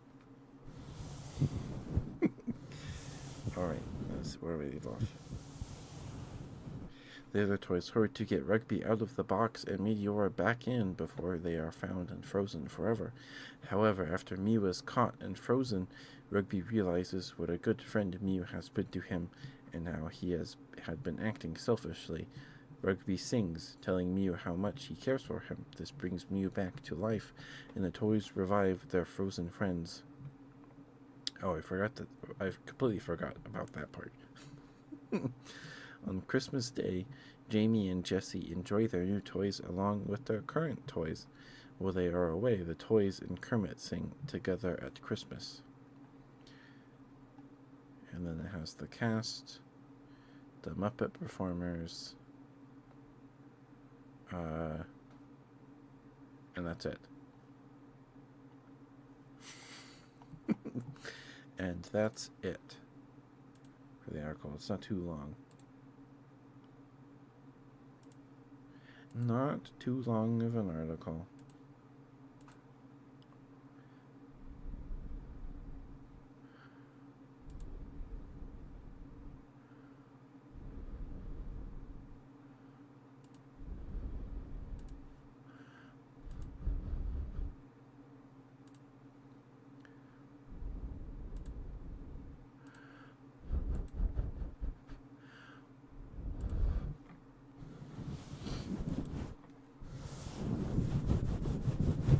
Alright, but apparently there was a spin-off series. Let's read an article about that. Let's see. Secret Life of Toys is a 1994 children's TV series based on the 1986 Christmas TV special The Christmas Toy, which aired from March to May 1994 with 13 episodes, each 30 minutes long and consisting of two 15-minute stories. The show was filmed in Mannheim, Germany, near the Dutch border, and aired on the Disney Channel in the United States beginning on the 5th of March 1994. The BBC in the United Kingdom, Family Channel VRAC and TiVo in Canada, Spacetoon in Arabic regions, Top TV in South Africa, and the Kids Channel in Israel, RTB in Brunei, American Forces Network in Germany, in Japan, TVP1 in Poland, Channel 55 in Bahrain, and ABC TV in Australia. This series was formerly available on Netflix and Hulu and is currently available on Kadoodle.tv. What a name. Plot. The series follows the adventures of Rugby Tiger and his friends in a new playroom with different children, Penny and Simon, whose playtime affects how they behave in their absence. For the toy's safety, they have a code called a set of no-nos. When a toy breaks one of these rules, the toys must work together to keep the fact that they can move and talk secret from humans. And there's a list of characters here. Main characters: Rugby Tiger by Dave Goles, who's puppeteered by Dave Goles, is an energetic and adventurous tiger plush toy. He was designed by Larry DeFiore and built by Rolly Crewson. Mew, voiced by or puppeteered by Nigel Plaskett, is a catnip mouse toy that belongs to the family cat and is Rugby's friend. He was designed by Larry DeFiore and built by Joanne Green. Balthazar, who is puppeteered by Jerry Nelson, is an old and wise bear plush toy who is like a father to the toys and tells them when it is safe for them to move. He was designed by Larry DeFiore and built by Joanne Green. Balthazar is a good bear name. That's a good bear name. Raisin, puppeteered by Louise Gold, is a tomboyish rag doll. Hortense, also puppeteered by Louise Gold, is a nervous rocking horse. And Ditz, also puppeteered by Dave Goles, is a clown plush toy. He was designed by Larry DeFiore and built by Marion Keating. Other characters, we have Bratty Rat, Jerry Jerry Nelson, who was puppeteered by Jerry Nelson, is a shifty rat who was purchased at a secondhand store. So it's just a rat? Okay. Maybe not, I don't know. We have Bunny Lamp, puppeteered by Mike Quinn, manages lighting in the toy room and warrants the toys when people are coming. Bleep, puppeteered by Rob Mills, is a toy robot who sometimes freezes when talking. He was designed by Larry DiFiore and built by Tom Newby and Norman Tipia. Cruiser, Brian Henson, is a toy who drives a taxi. Who's puppeteered by Brian Henson. Is a toy who drives a taxi. His motto is $1 on the drop and 10 cents for any additional miles. He was designed by Larry DiFiore and built by Tom Newby and Norman Tempia. We have Dats, puppeteered by Jerry Nelson, is a paper bag puppet who resembles his brother Ditz. The paper bag is brothers with the clown plush toy. Interesting. Then we have Dinky Beard, also puppeteered by Jerry Nelson, is a wooden toy pirate. He was designed and built by Paul Andrejko. I'm sorry, I butchered that. Then we have Daffodil, also puppeteered by Louise Gold, is a princess doll who lives on the top shelf. She is among the oldest toys, having previously belonged to another family. After her original owner grew up and moved away, she lived alone in the house's attic until Penny and Simon found her and brought her into the playroom. Because of this, she is the only toy who knows what the attic is. That's interesting. I wonder if that was like a one-shot 15-minute thing. And we have Eggy, puppeteered by Mike Quinn, is a dim-witted toy egg who thinks that eggs are the world's smartest creatures. And Humble Gary, puppeteered by Mike Quinn, is a humble toy tiger. Then there's a list of, like, every episode in the description. Or at least 13 of the episodes. How many episodes? Oh, with 13 episodes, and it has a list of all 13 episodes. Let's see here. First episode is Oops and Don't Tell Me, aired on the 5th of March, 1994. Oops, Hortense sneezes and accidentally sets off a Rube Goldberg machine that Penny and Simon had set up for a practical joke, using him as part of it, breaking the first no-no. Never destroy anything belonging to the children. The toys must put the machine back together before they return. And Hortense is Hortense is the rocking chair. We have Don't Tell Me. Rugby dislikes being told what will happen or how things work, preferring to discover them for himself.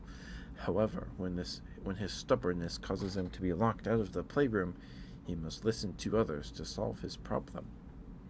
In episode 2, Follow the Leader and Disappearing Ditz, the 12th of March, 1994. Follow the Leader. Balthazar, who is feeling old and tired, sees how the toys admire the youth and strength of Dr. Wizardro, the hero of one of Penny and Simon's computer games. He presses the escape button, lets Wizardro out to be the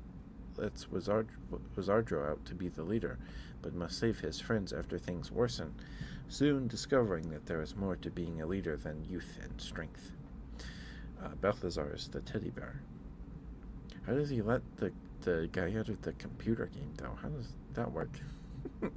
We have Disappearing Ditz. After Ditz interrupts Rugby's magic show, Rugby wishes that he would disappear, and after Ditz agrees to, puts Ditz in his magic box to perform the trick after he falls through a broken board and disappears.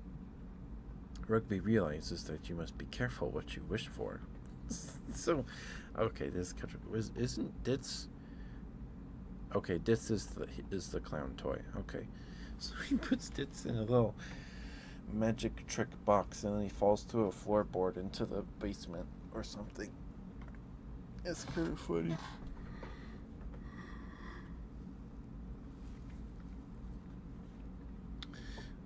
The third episode, I'm going to tell, and The Cat That Roared, the 19th of March, 1994.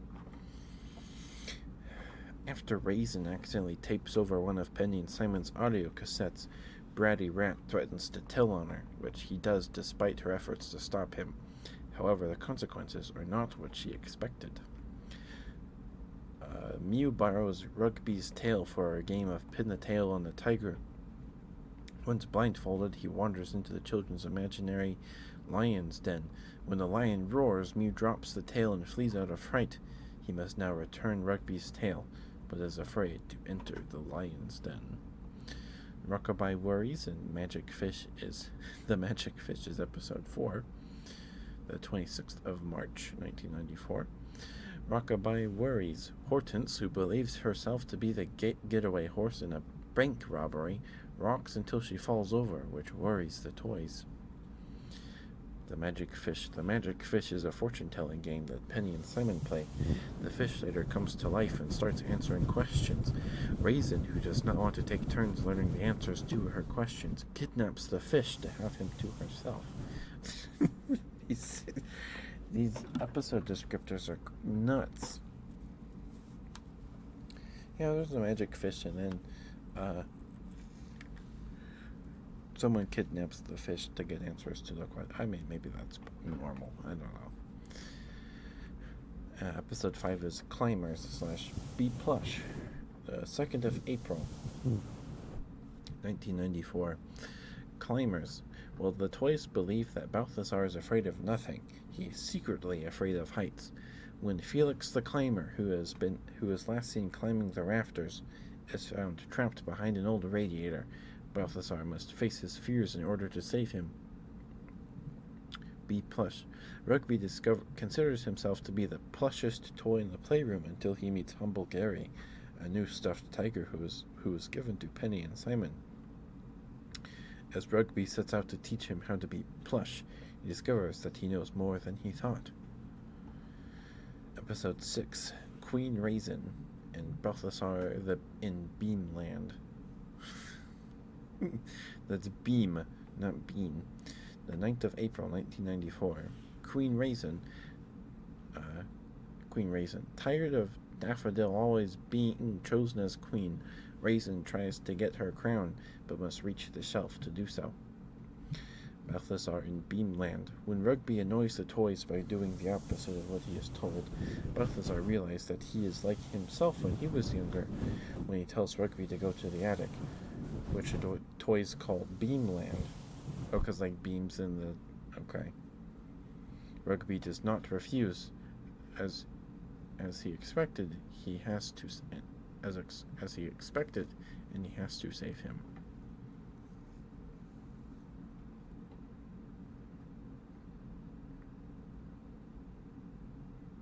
Wait, what? So Rugby was doing things opposite of what people asked him to do. And then Balthazar says, go to the attic, Rugby. And Rugby goes, okay. And then they have to go save him. Okay. Alright. Episode 7, Dits and Dats.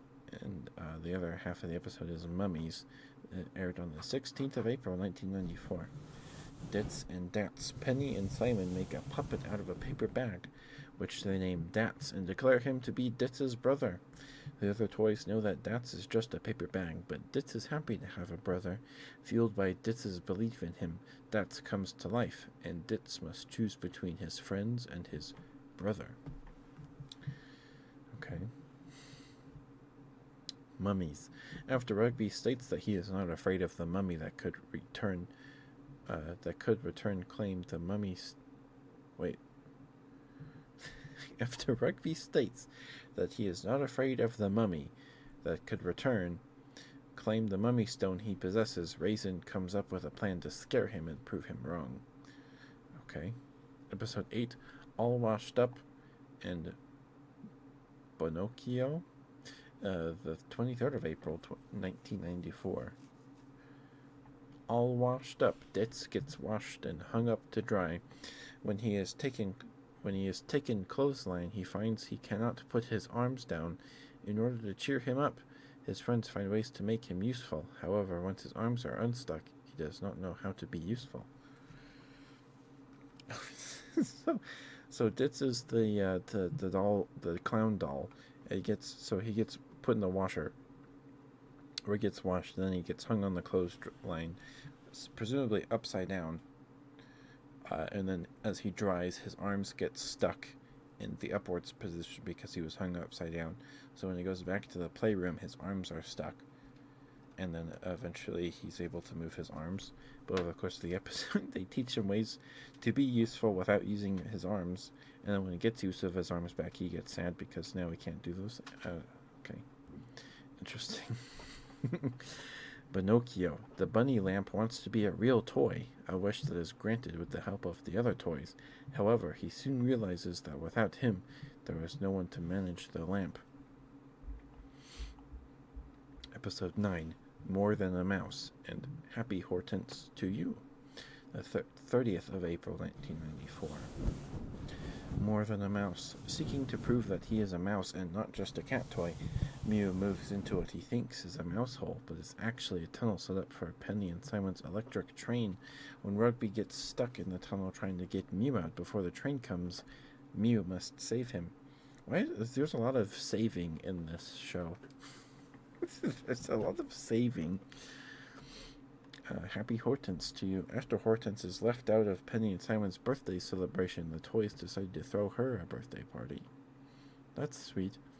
Episode 10, Down with Dinky Beard, and The Sky is Falling, 7th of May, 1994. Down with Dinky Beard.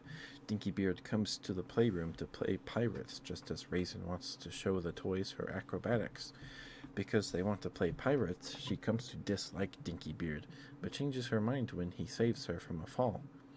The sky is falling when Ditz discovers a piece of one of Penny and Simon's puzzles. He thinks that he has found a piece of the sky and asks Eggy to help him put it back in its place. Episode 11, Baby Balthazar and True Mew, the 14th of May, 1994. Baby Balthazar. Balthazar, who is tired of responsibility, says that he would like to be a carefree baby. Despite the toys warning him, he insists that this is what he wants and gets his wish, which goes well until the toys need his help. True Mew. The toys believe that Daffodil is not like them, and that, because she doesn't say much, does not understand. After Penny and Simon forget to put her back on the shelf, Mew is chosen to look after her. When she goes beyond the Beamland door, he discovers that she understands more than they though. Episode 12, Mr. and Mrs. Rugby and I Spy. The 21st of May, 1994. Mr. and Mrs. Rugby. Penny and Simon tie Rugby and Raisin together and pronounce them married, which Rugby is upset by since he was to be taken to the window for a lookout. I Spy. After Spy Guy, a toy Penny and Simon ordered, arrives at the house. They are upset that he is a bear because they already have a bear toy. Their mother suggests that they take him back, but he wants to stay. He disguises himself as Balthazar and plans to send him back to the store in his place. That's scary, right? That's kind of scary. Episode 13, the last episode. Who Shares Wins, and It's a Giveaway. Episode 28, May 1994. Who Shares Wins. If a toy is not shared, they become invisible to other toys until they are shared again.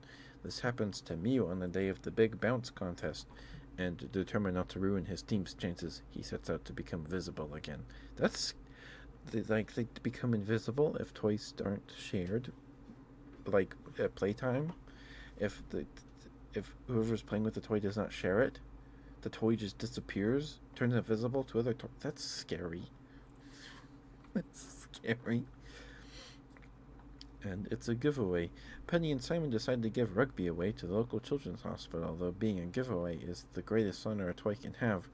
Rugby is reluctant to leave his friends behind. That's kind of a sweet way to end it, showing the audience that you can give your toys away and make other people happy too. Nice. Okay. I think that's enough Wikipedia. It's already been almost 2 hours. Sorry about that. Uh, we'll probably be calling a night here in like 20 minutes, 15, 20 minutes.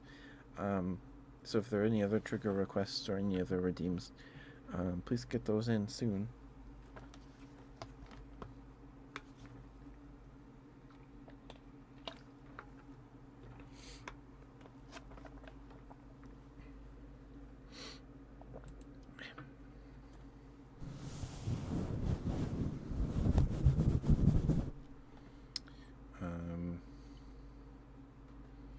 Do we raid Yui tonight? Well, depends if Yui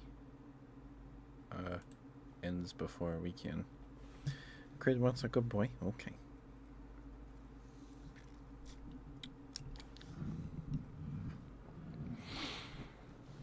Crid. Crid. You're a very, very, very good boy. You're a very good boy, Crid. And I'm very, very proud of you.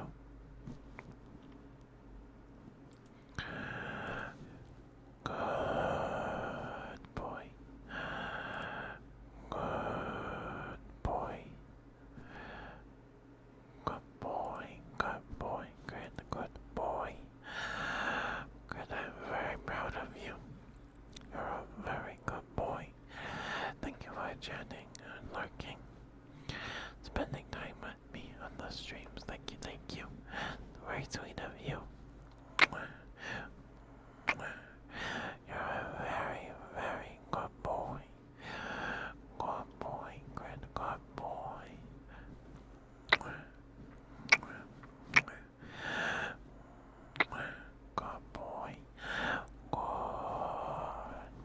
Good boy. Gret, thank you for being who you are and doing what you do. I think it makes the world a better place, in my humble opinion, anyway.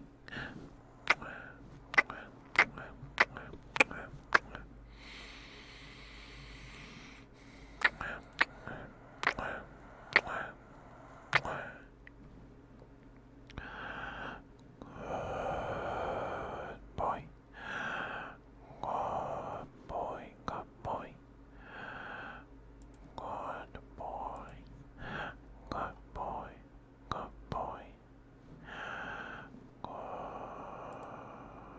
boy. Good boy, Grit. Good boy, good boy, good boy. Good boy. Good boy. Good boy, good boy, good boy. Good boy. Good boy, good boy, good boy, good boy, good boy, good boy, good boy, good boy, good boy.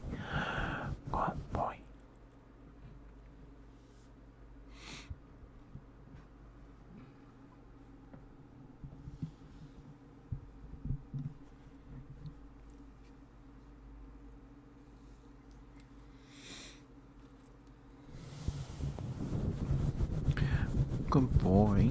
Good boy, Crit, good boy, such a good boy you are, yes you are, yes you are such a good boy, such a good boy, mwah. Mwah.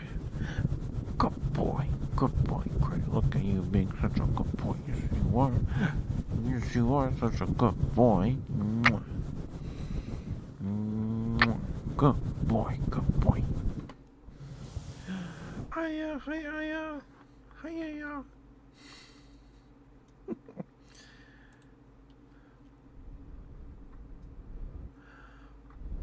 How are you, Aya? It's good to see you.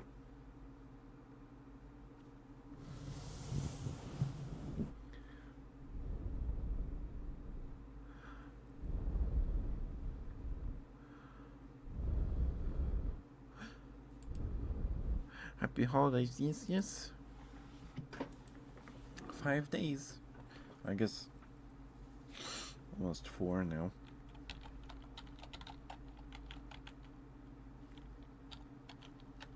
I'm excited. So, um, please go follow Aya. Please, Aya's super sweet. They're super sweet streamer. They're super sweet. Give them lots of love, please. Please, please. Aya's awesome. Um, what was I saying? I forgot what I was gonna say. Oh, um, uh, oh. So, when I go to bed, I have these headband headphones, so I can listen to ASMR to help me sleep. And the ones that I've been using have finally given out on me after like close to a year now. I got one. I think I got them for Christmas. In my stocking last year. The ones that are comfy. They're comfy enough. I've tried like the eye mask ones. But then when I used those ones, I'd wake up and my face would just be all sweaty, and it was. Excuse me, sorry. Goodness, I'm so sorry. Why burps? Why? And those ones, they weren't like a band. They had like a Velcro strap, and then the Velcro gave out on me after a while. So then I had to like, yeah. So I use a headband one. It also helps keep my hair out of my face, which I've been missing the past few days. Because I ordered a new pair on Amazon on like the 15th, and they didn't arrive till today. So I'm excited that I get to listen to ASMR tonight. I'm excited. These ones are cheaper, but there's not as many wires in there. The charging cord is just directly into the like device itself. There's no like cord that I plug in a charging cord to. It just has a port directly in the thing, which is nice. So the only cords that could give out on me eventually are going to be the ones connecting to the earphones. Head/mic scratches. Would you like it with? I have this foam mic cover. Oh no! I'm sorry. I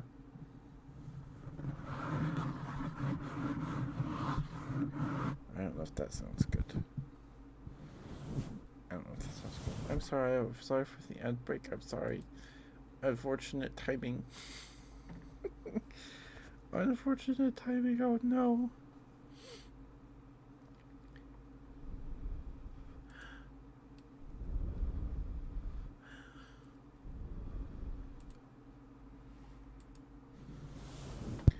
Oh, sorry. If you can hear me, would you like the scratches with the fuzzy mic cover or the foam mic cover?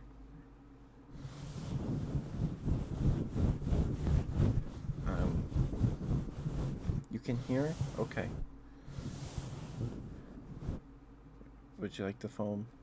I haven't used this in a while. Like the fuzzy one? Okay. Me too. I want to get one that has longer fuzzies. That has longer fur.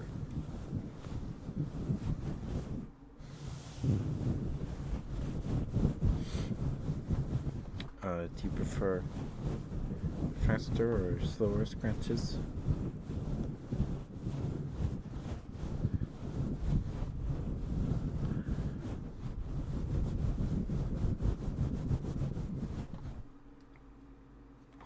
Yeah, I'm excited. Get to make ginger snaps tomorrow. Get to make ginger snap cookies tomorrow.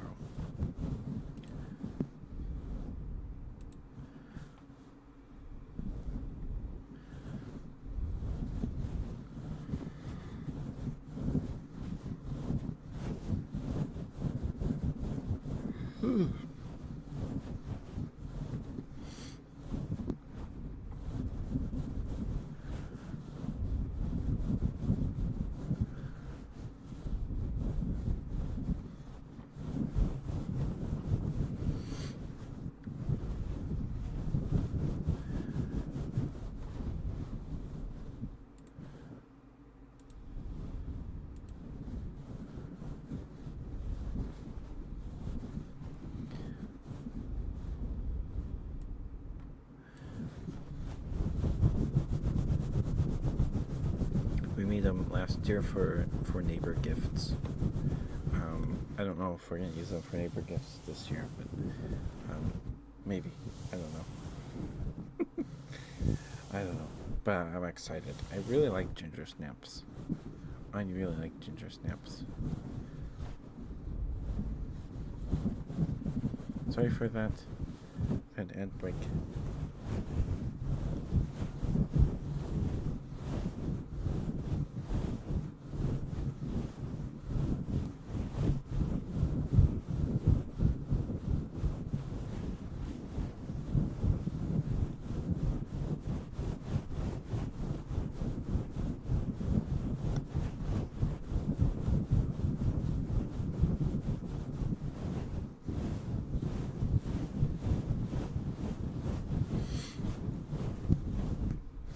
Do you have a favorite cookie, Aya?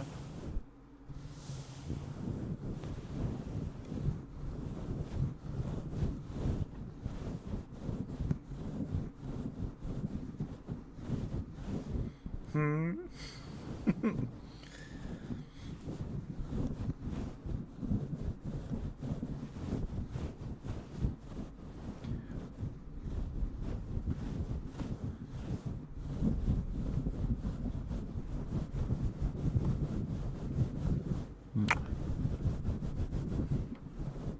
You like a good old chocolate chip? Yeah, they're good. They're good. For sure, for sure. All warm and gooey, yep.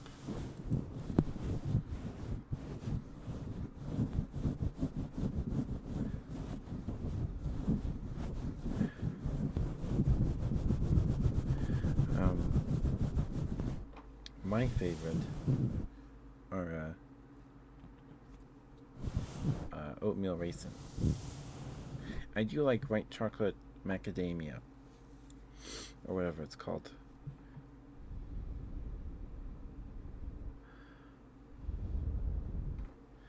Gingerbreads and those peanut butter ones with she kisses them up. Yeah, those are good. I like those cookies a lot. I haven't had those in forever. But yeah, peanut butter cookies with the Hershey Kiss in the middle's always nice. Always nice.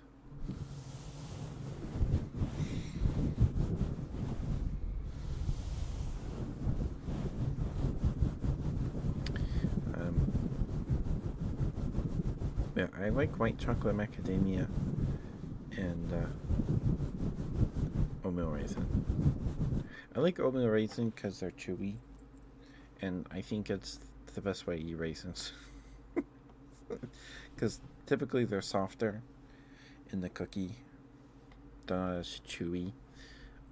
Because out of the box, they're kind of too globby and sticky, and in like Raisin Bran, they're cold and like frozen almost. I don't know. Yeah, they're the best way to eat raisins. Not that that's a very high bar, but I also, to be honest, I haven't had ants on a log in a good long time. So that's another way to eat raisins. Some peanut butter and celery, but I haven't had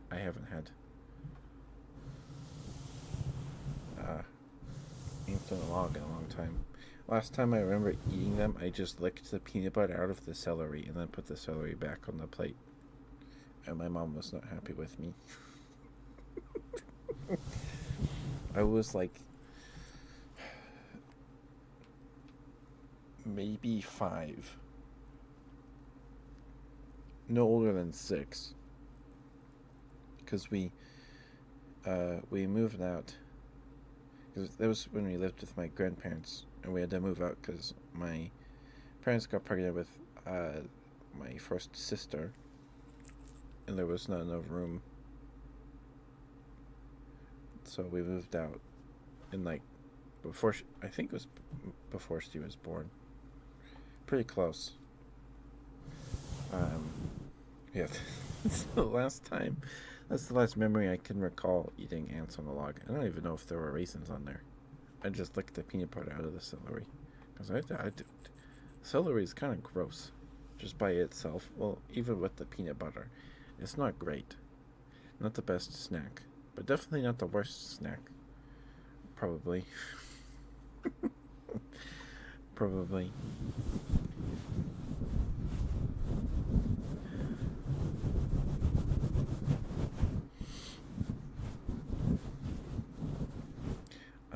We'll probably call it a night here in a few minutes. So if there are any other trigger requests, please get those in sooner. You have to wait till Sunday, which will be the last ASMR stream before Christmas. So there won't be another ASMR stream after this Sunday till Friday.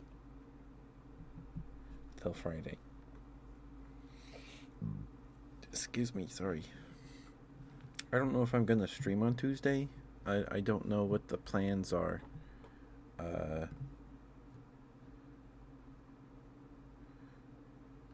For like extended family stuff. Is there anything you would like me to tap on in particular? I have ice globes, which I discovered today that one is thicker than the other, because this is the first one. Does this little sound.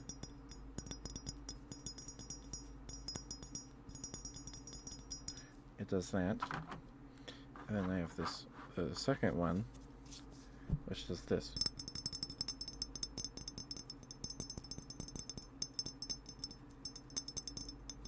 So something's going on here.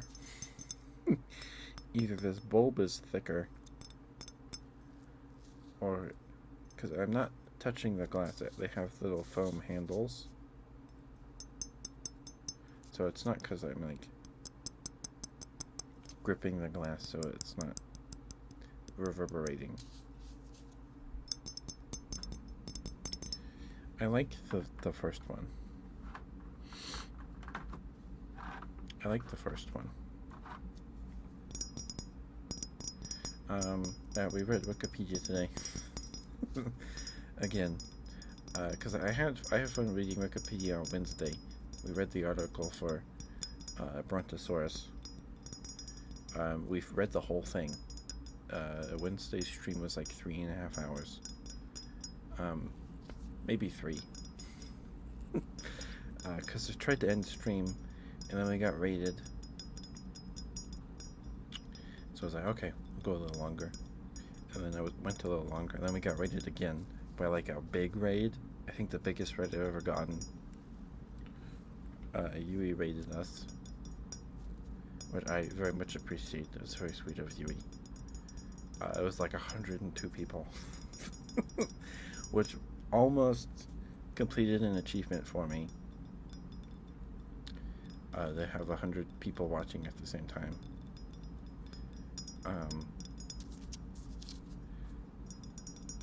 I did achieve an achievement last night, though. Last night, not from the ASMR stream. We got the build. Let's see, what's it called? The Empire Business 4. So I believe that means I've streamed for a total of 2,000 hours.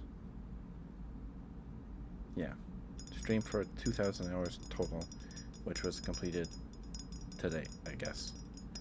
It was registered complete today.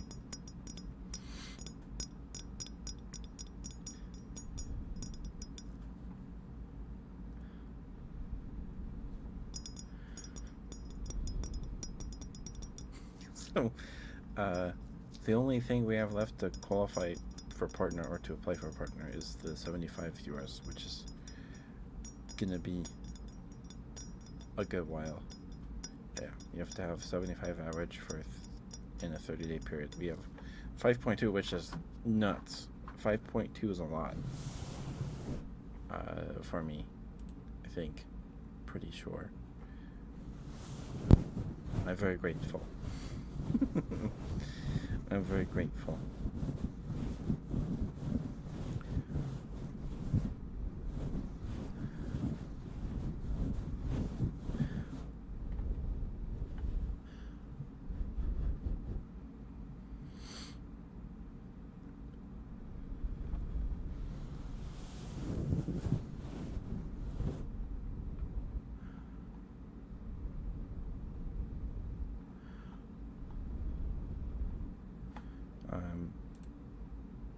but we're really close to getting more VIP badges.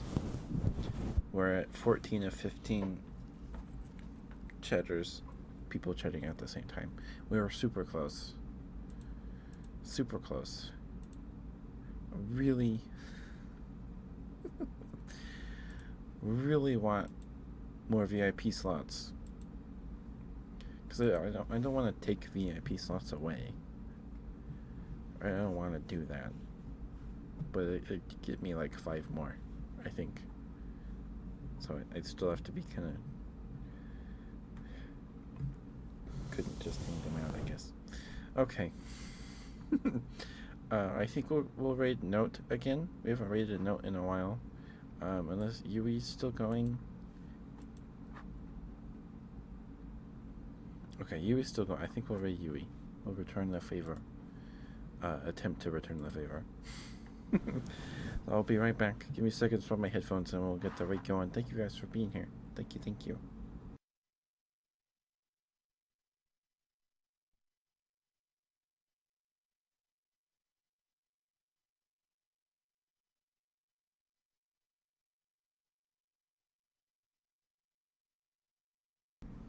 Of course, Aya. Thank you for being here. Always good to see you. Always good to see you.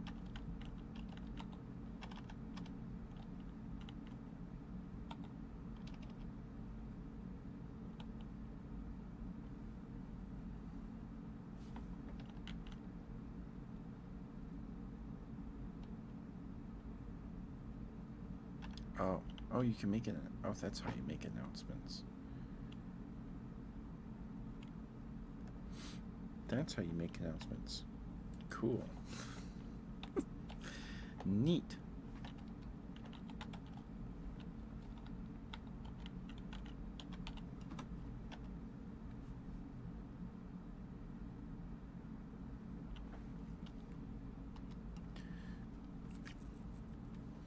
Alright, I will see you guys tomorrow for Sega Saturday, unless we play Marvel Rivals with Kami tomorrow. I don't know what time.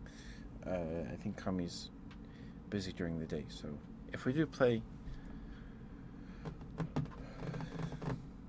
I don't know if I'll stream it. I don't know. We'll see. I probably should because it's a new game. But if we play it earlier in the day rather than later, we'll still do the depending on how I'm feeling. Sorry, Bread. Here's some scratches. Tomorrow's Sega Saturday. Tomorrow's Sega game is Beyond Oasis. I don't know anything about it. I am excited. It might be an RPG. I don't know.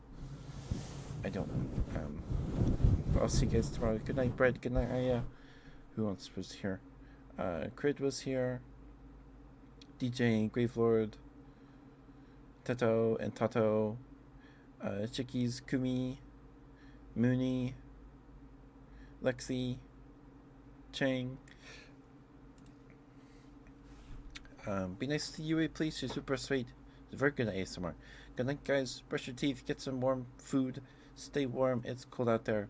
And happy holidays. Good night, guys. Bye bye. I love you. Bye.